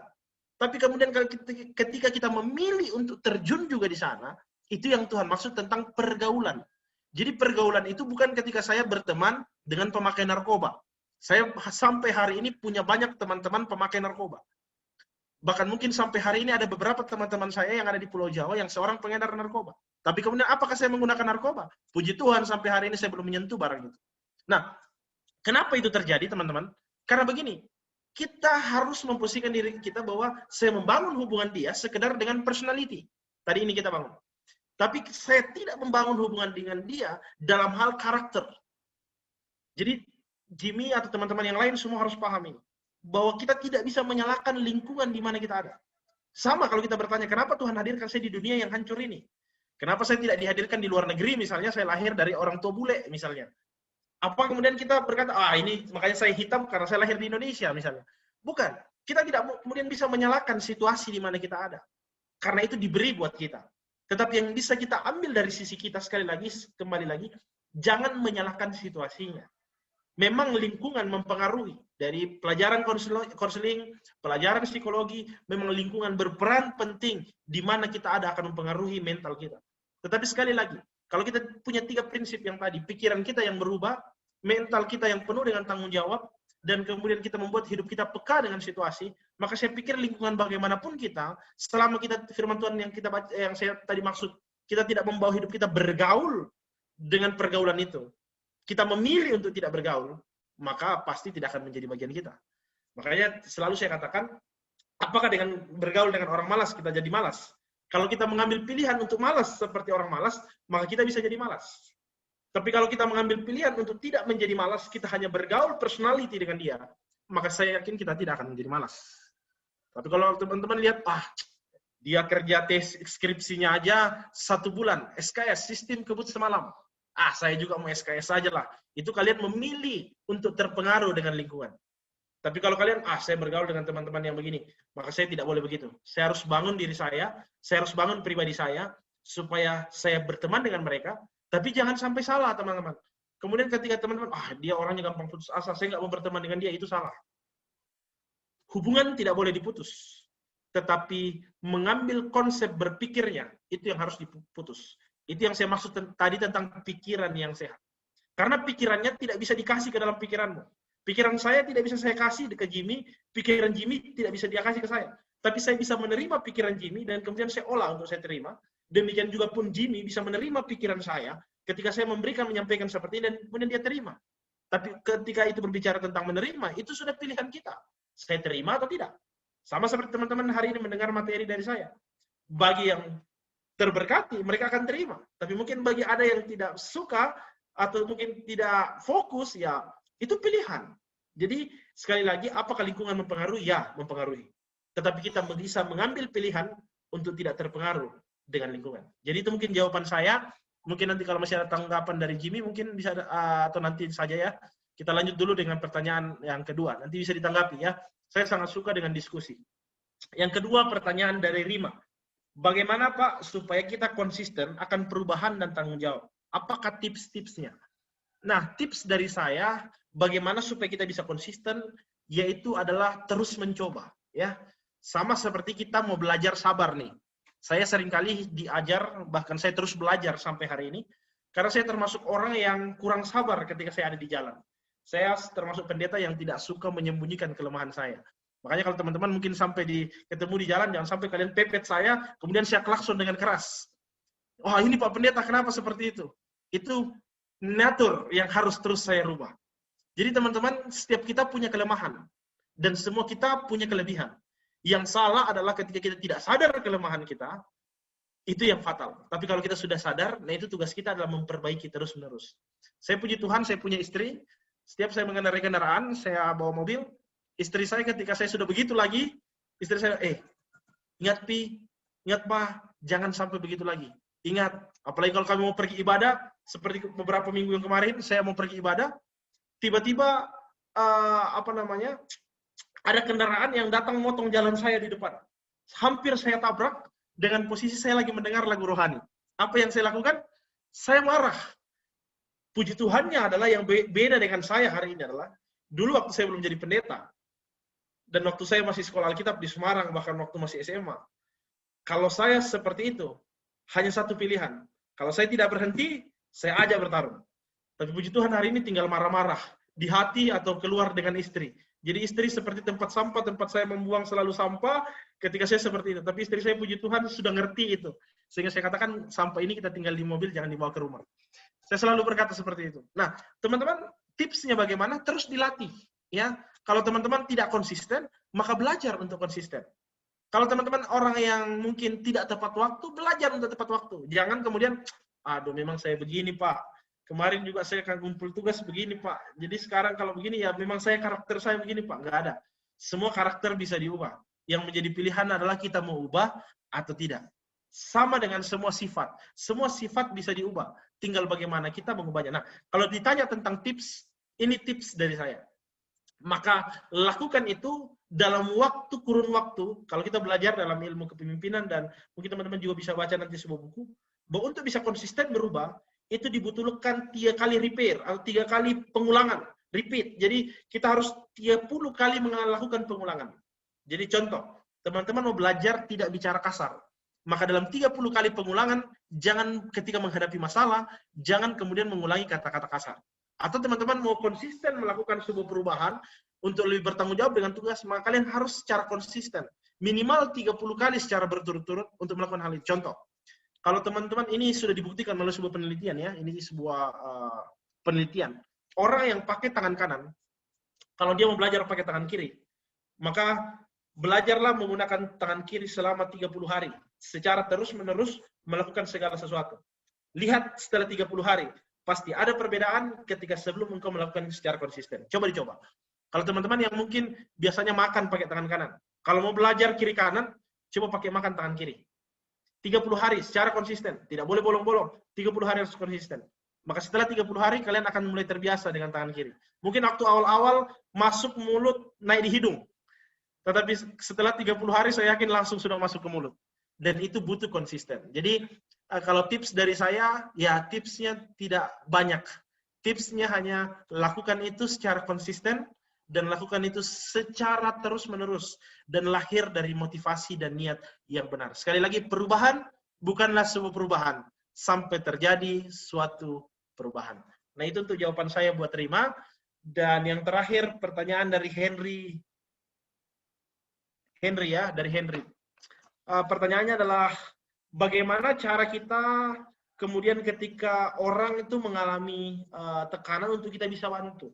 Nah, tadi saya kurang pendapat ya, bukan berarti salah, tidak salah. Tapi saya tidak suka menggunakan kata mental yang rusak. Karena kalau namanya rusak, itu sudah tidak bisa diperbaiki. Kalau onderdil sudah rusak, maka tidak ada pilihan lain, harus beli onderdil baru.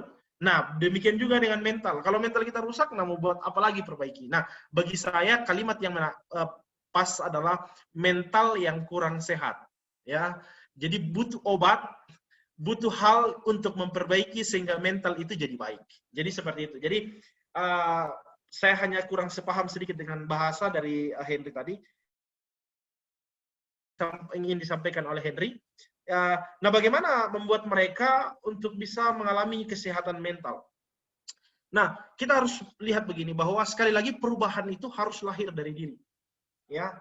Kemudian bagaimana saya membangun orang lain untuk punya kesehatan mental, maka itu harus dimulai dari saya, yang memberi influence, memberi pengaruh kepada orang itu. Jangan sampai saya sendiri masih kurang sehat mental, saya dampingi orang yang tidak sehat mental, maka kemudian akan tetap menjadi tidak sehat mental. Nah, jadi perlu yang pertama Henry lakukan nanti di tempat KKN adalah melakukan pendampingan. Ini penting sekali teman-teman. Pendampingan adalah solusi terbaik untuk menekan kasus bunuh diri hari-hari ini. Saya tidak tahu, mungkin dari teman-teman, mungkin dari pastoral counseling sudah banyak belajar tentang hal ini. Saya yakin pasti sudah dibahas oleh kepala prodi dan semuanya. Dan saya juga melihat ada satu pendeta yang sangat fokus di sana, pendeta Yonan Tadius dari Gereja Toraja. Dan yang saya lihat dari semua kesimpulan yang saya lihat dari yang teman-teman sudah lakukan, pendeta-pendeta lakukan adalah kita butuh yang namanya pendampingan. Kenapa banyak orang bunuh diri? Karena mereka tidak ada yang dampingi. Ketika kesehatan mental mereka terganggu, nggak ada yang dampingi mereka. Mereka merasa sendiri. Mereka merasa tidak ada yang bisa mendengarkan. Mereka merasa tidak ada yang bisa menerima mereka. Sehingga penting sekali teman-teman, kita harus punya partner. Saya pun dalam hidup saya, sebagai seorang pendeta, saya punya partner. Saya punya salah satu teman yang saya percaya, dan saya ceritakan semua kelemahan-kelemahan saya kepada dia. Dan saya selalu berkata, tolong saya, bantu saya, untuk saya bisa melewati kelemahan-kelemahan saya. Dalam pelayanan banyak pergumulan yang menghadapi jemaat. Ada banyak hal yang kami pendeta gumuli. Dan ketika saya mulai merasa berat, merasa susah untuk saya ceritakan kepada teman saya yang bisa saya percaya itu. Dan dia juga cerita masalah-masalah dia dengan jemaat yang bisa saya share dengan dia. Tetapi penting sekali menemukan teman, menemukan partner yang kemudian bisa dipercaya. Karena dalam ilmu konseling, kalau kita ketemu dengan orang-orang yang bocor mulut, maka itu akan mempermalukan kita. Usahakanlah menemukan orang-orang yang dapat kamu percaya. Dan jadikan dia sebagai pendampingmu untuk menceritakan segala keluh kesah. Kenapa banyak anak-anak bunuh diri? Karena mereka tidak mendapatkan tempat untuk mereka bisa meluangkan hatinya. Saya kasih contoh. Kasus yang terjadi di Toraja Utara. Seorang pasangan anak muda yang masih sangat-sangat remaja, bunuh diri berdua. Seperti Julio dan Romeo dan Juliet. Teman-teman, kenapa mereka lakukan itu? Karena mereka lari ke orang tua tidak kasih solusi. Orang tua hanya bilang begini, tidak, pokoknya harus hubungan berakhir. Nah, mereka sudah punya mental begini, kalau kami dipisahkan, itu berarti hati dan jiwa kami juga harus dipisahkan. Nah, itu butuh pendampingan, teman-teman. Bagaimana kita ngasih pengertian sama mereka, bahwa akhir bunuh diri enggak. Tapi karena mereka sudah tidak punya teman-teman, tempat mereka bisa curhat, orang tua yang menjadi harapan terakhir bagi mereka sudah juga memutus, bahwa tidak boleh ada hubungan ini. Apa yang mereka lakukan? Mereka mengambil pilihan bunuh diri. Jadi bagi saya, bagaimana kita bisa menolong mereka? Yang pertama, kita harus melakukan pendampingan. Yang kedua adalah peran gereja. Ini penting sekali, peran gereja. Bagaimana gereja harus konsen menyampaikan hal-hal semacam ini. Ya, jangan sampai kemudian mental anak-anak muda kita dibangun jadi mental yang rapuh. Jadi di gereja harus kita belajar memberi sebuah encourage, memberi dorongan kepada setiap anak-anak muda supaya mereka punya semangat hidup. Nah, ini seringkali hilang. Seringkali kalau di pemuda remaja lebih banyak kita eksegesi ayat. Kemudian kita tidak membiarkan mereka, memberikan waktu kepada mereka untuk cerita. Saya membangun sebuah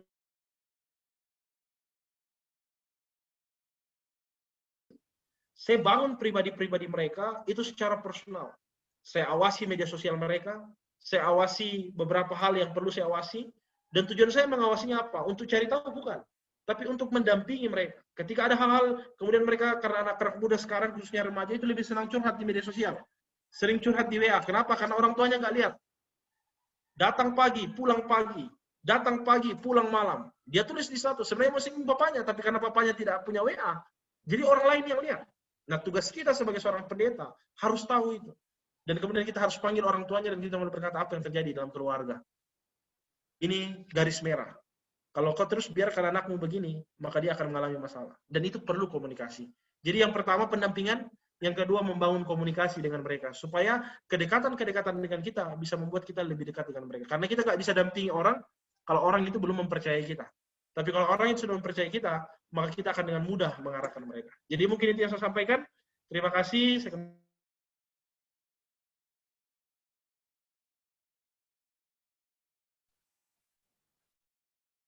Oke, terima kasih Pak. Apakah bagaimana dari Saudara Jimmy? Apakah masih ada tanggapan?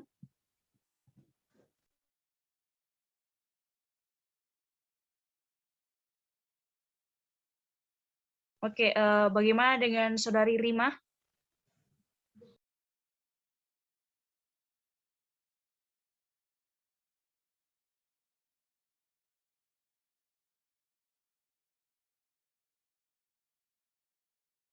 Oke, bagaimana dengan Saudara Henry Sirangki?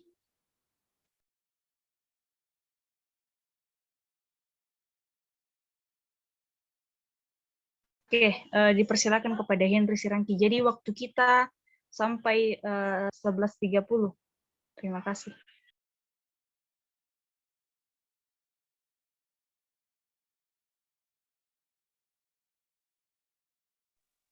Henry mungkin mau menanggapi, silakan.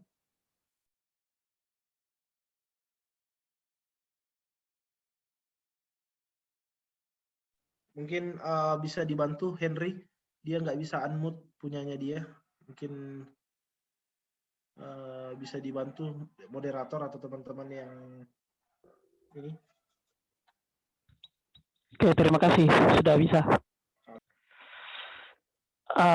Terima kasih jawabannya Pak, sangat luar biasa.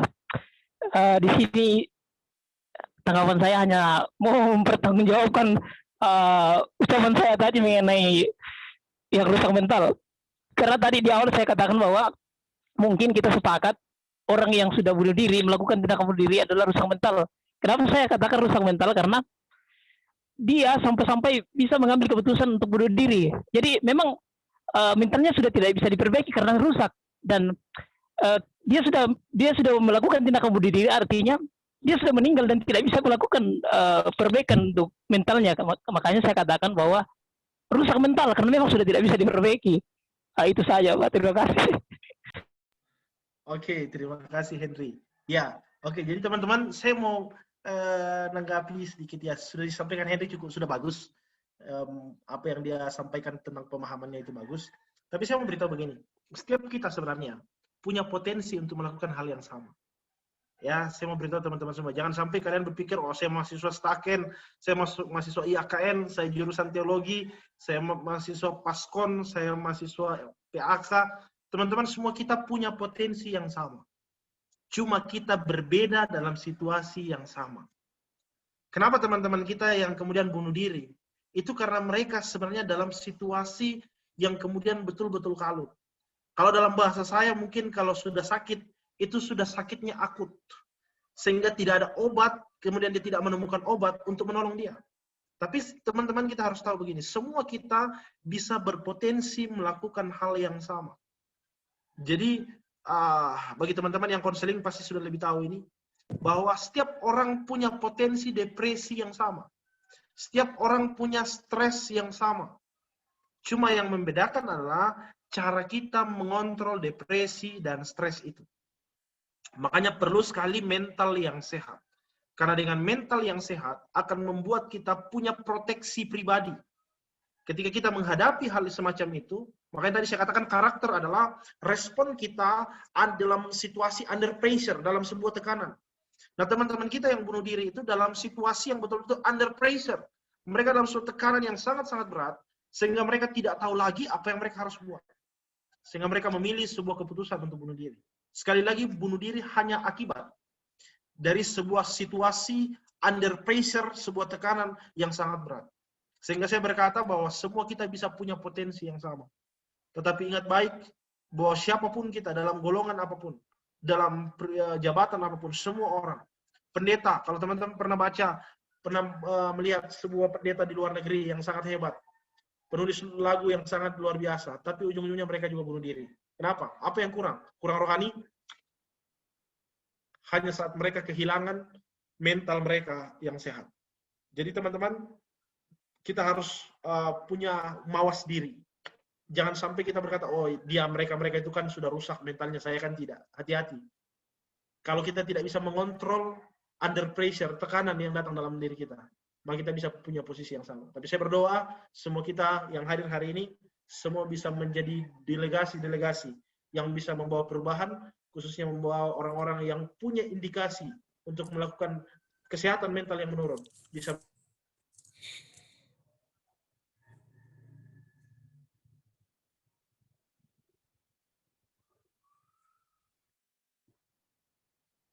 Oke, ada tanggapan dari Saudara Ji melalui room chat, katanya sudah jelas.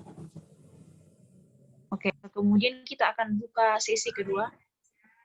Dipersilakan kepada dua penanya. Yang pertama dari Musa Yanto, kemudian yang kedua dari Arni Masaude. Dipersilakan. Ya, terima kasih. Juga ketiga, maaf sebelumnya. Ketiga, untuk mempersiapkan diri Sardi dari Prodi Teologi.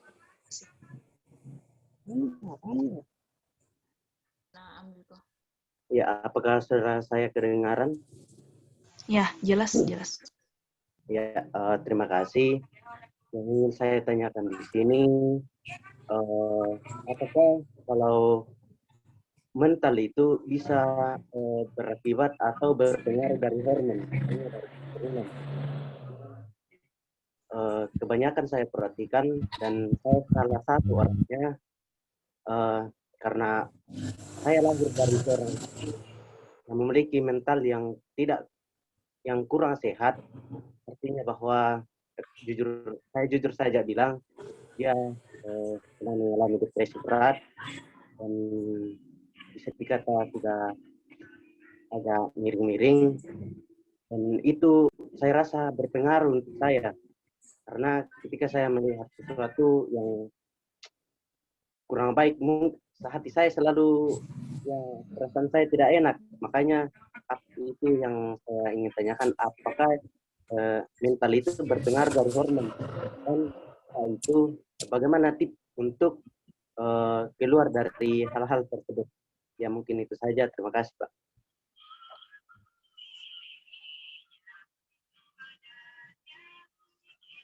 Oke, dipersilakan kepada penanya kedua.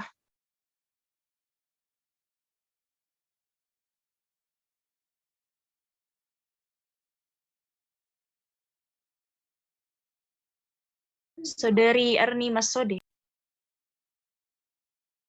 Ya, baik. Terima kasih atas kesempatannya. Terima kasih juga pada Bapak yang telah memaparkan materi hari ini.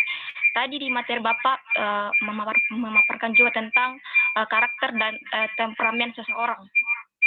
Dan saya setuju dengan Bapak bahwa setiap kita pasti memiliki temperamen dan karakter yang berbeda-beda.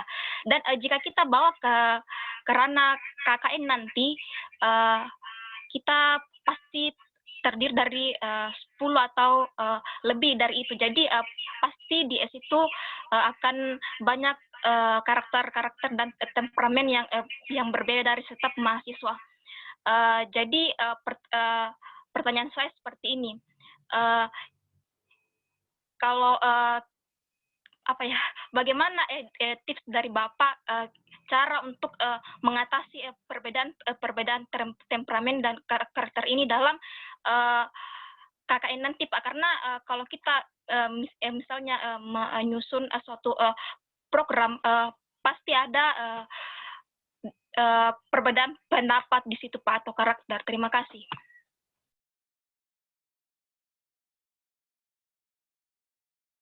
Oke, dipersilakan kepada Sardi. Ini adalah penanya yang terakhir.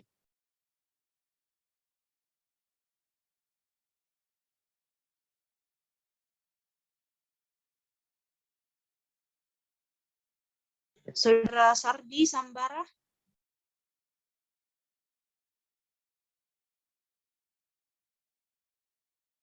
Oke, kalau dipersilakan kepada Bapak untuk menanggapi pertanyaan dari Saudara Musa dan Armi. Oke, terima kasih adik moderator. Saya sudah dapat chat dari Pak Ismail bahwa sampai jam 11.20 saya masih punya ada 6 menit untuk jawab ini. Oke, saya mulai dari Saudara Musianto ya. Saya sangat respect dengan beliau sebagai sebuah kejujuran di dalam dirinya. Jadi ini teman-teman tidak perlu diketahui, jangan diketawain ya. Ini sebuah hal yang sangat-sangat berat untuk dilakukan. Dan saya katakan sama Musianto bahwa ini salah satu cara kamu untuk bisa sehat mental. Karena orang yang sehat mental adalah orang yang belajar mengakui kelemahannya. Dan belajar menyebut kelemahannya. Bahkan ini kau sebut di semua orang, di semua mahasiswa yang bisa tahu tentang kelemahanmu. Dan saya sangat respect dengan kamu bahwa kamu bisa belajar jujur. Dan ini sebagai salah satu cara untuk kamu bisa menyehatkan mental kamu. Nah, pertanyaannya, apakah hormon berpengaruh? Memang kita harus ngerti bahwa DNA kita atau hormon kita itu bisa mempengaruhi kita. Dan apakah itu bisa menurun? Ya, menurun. Karena itu bisa turun dari orang tua ke anak. Tetapi perlu kamu ketahui bahwa setelah kita terbentuk dari yang namanya temperamen, masih ada peluang untuk kita memperbaikinya, sehingga kita mempunyai karakter yang berbeda. Ya, jadi memang tidak bisa dipungkiri bahwa temperamen kita itu terbentuk dari hormon, di genetika kita. Dan itu bisa menurun, genetik itu menurun. Tetapi perlu kamu ketahui bahwa dalam menjalani hidup, itu kita bisa mengambil sebuah pilihan, seperti yang tadi saya sampaikan. Kau bisa mengambil pola pikir yang berbeda bahwa bukan berarti kau tidak mengakui kelahiranmu dari orang yang mungkin tadi, maaf kalau disebut depresi, tetapi kau bisa mengubah pola pikir bahwa sekalipun orang tua saya depresi, saya bisa mengambil pilihan untuk tidak depresi. Itu sebuah perubahan pola pikir tadi, yang pertama. Yang kedua, tanggung jawab. Kau mulai belajar berkata bahwa tanggung jawab kesalahan bukan di orang tua saya. Sehingga kau tidak terpaku dengan masa lalu. Jadi banyak orang kemudian menyalahkan selalu masa lalunya. Ya, saya begini karena orang tua saya begitu sih. Pepatah kan berkata, buah tidak jauh dari pohonnya. Memang itu betul. Tetapi pertanyaan sekarang adalah, apa kita bisa mengambil keputusan untuk berbeda? Bisa. Dan itu sangat dimungkinkan untuk bisa berbeda. Sehingga saya bisa kasih penguatan bagi Musianto adalah, sekarang kau belajar mulai untuk mencari orang-orang. Nah, saya berharap teman-teman, saya tidak tahu Musianto ini jurusan apa. Tapi kalau saya merindu teman-teman konseling, teman-teman di jurusan Paskon ya, pastoral konseling di Staken, bisa mendampingi Musianto. Ini sebuah praktek, ini sebuah tempat untuk kalian bisa kemudian mengaplikasikan ilmu kalian, membantu teman kalian sendiri untuk bisa bangkit. Nah, pertanyaannya adalah bagaimana kemudian kita bisa bantu. Nah, mari kalian bangun hubungan dengan Musianto dengan baik, supaya kalian bisa kemudian bisa menjadi orang yang dipercaya oleh Musianto untuk menyampaikan pergumulan-pergumulannya.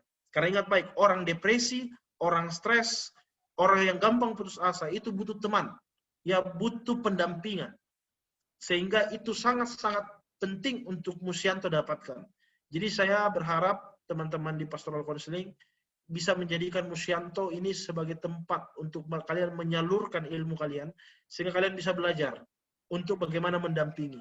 Karena Musyanto ini butuh pendampingan. Ya, mungkin juga masih ada Bapak Dr. Ismail Banderinggi di sini, mungkin bisa diatur Pak, Musyanto ini mendapatkan pembimbingan khususnya dari teman-teman atau mungkin dari dosen-dosen konseling. Karena ini sangat-sangat penting untuk dia butuhkan dan perlukan bagi dia. Jadi itu mungkin yang saya sampaikan bagi Musyanto. Memang hormon berpengaruh, tetapi jangan kemudian engkau mengelabeli dirimu bahwa karena saya punya hormon seperti ini, saya pasti begini. Jangan. Tetapi mari buka pikiran, mari ubah pikiran, seperti tadi, supaya kamu bisa betul-betul menjalani kehidupan yang minimal mungkin DNA masih ada. Temperamen itu nggak bisa dirubah.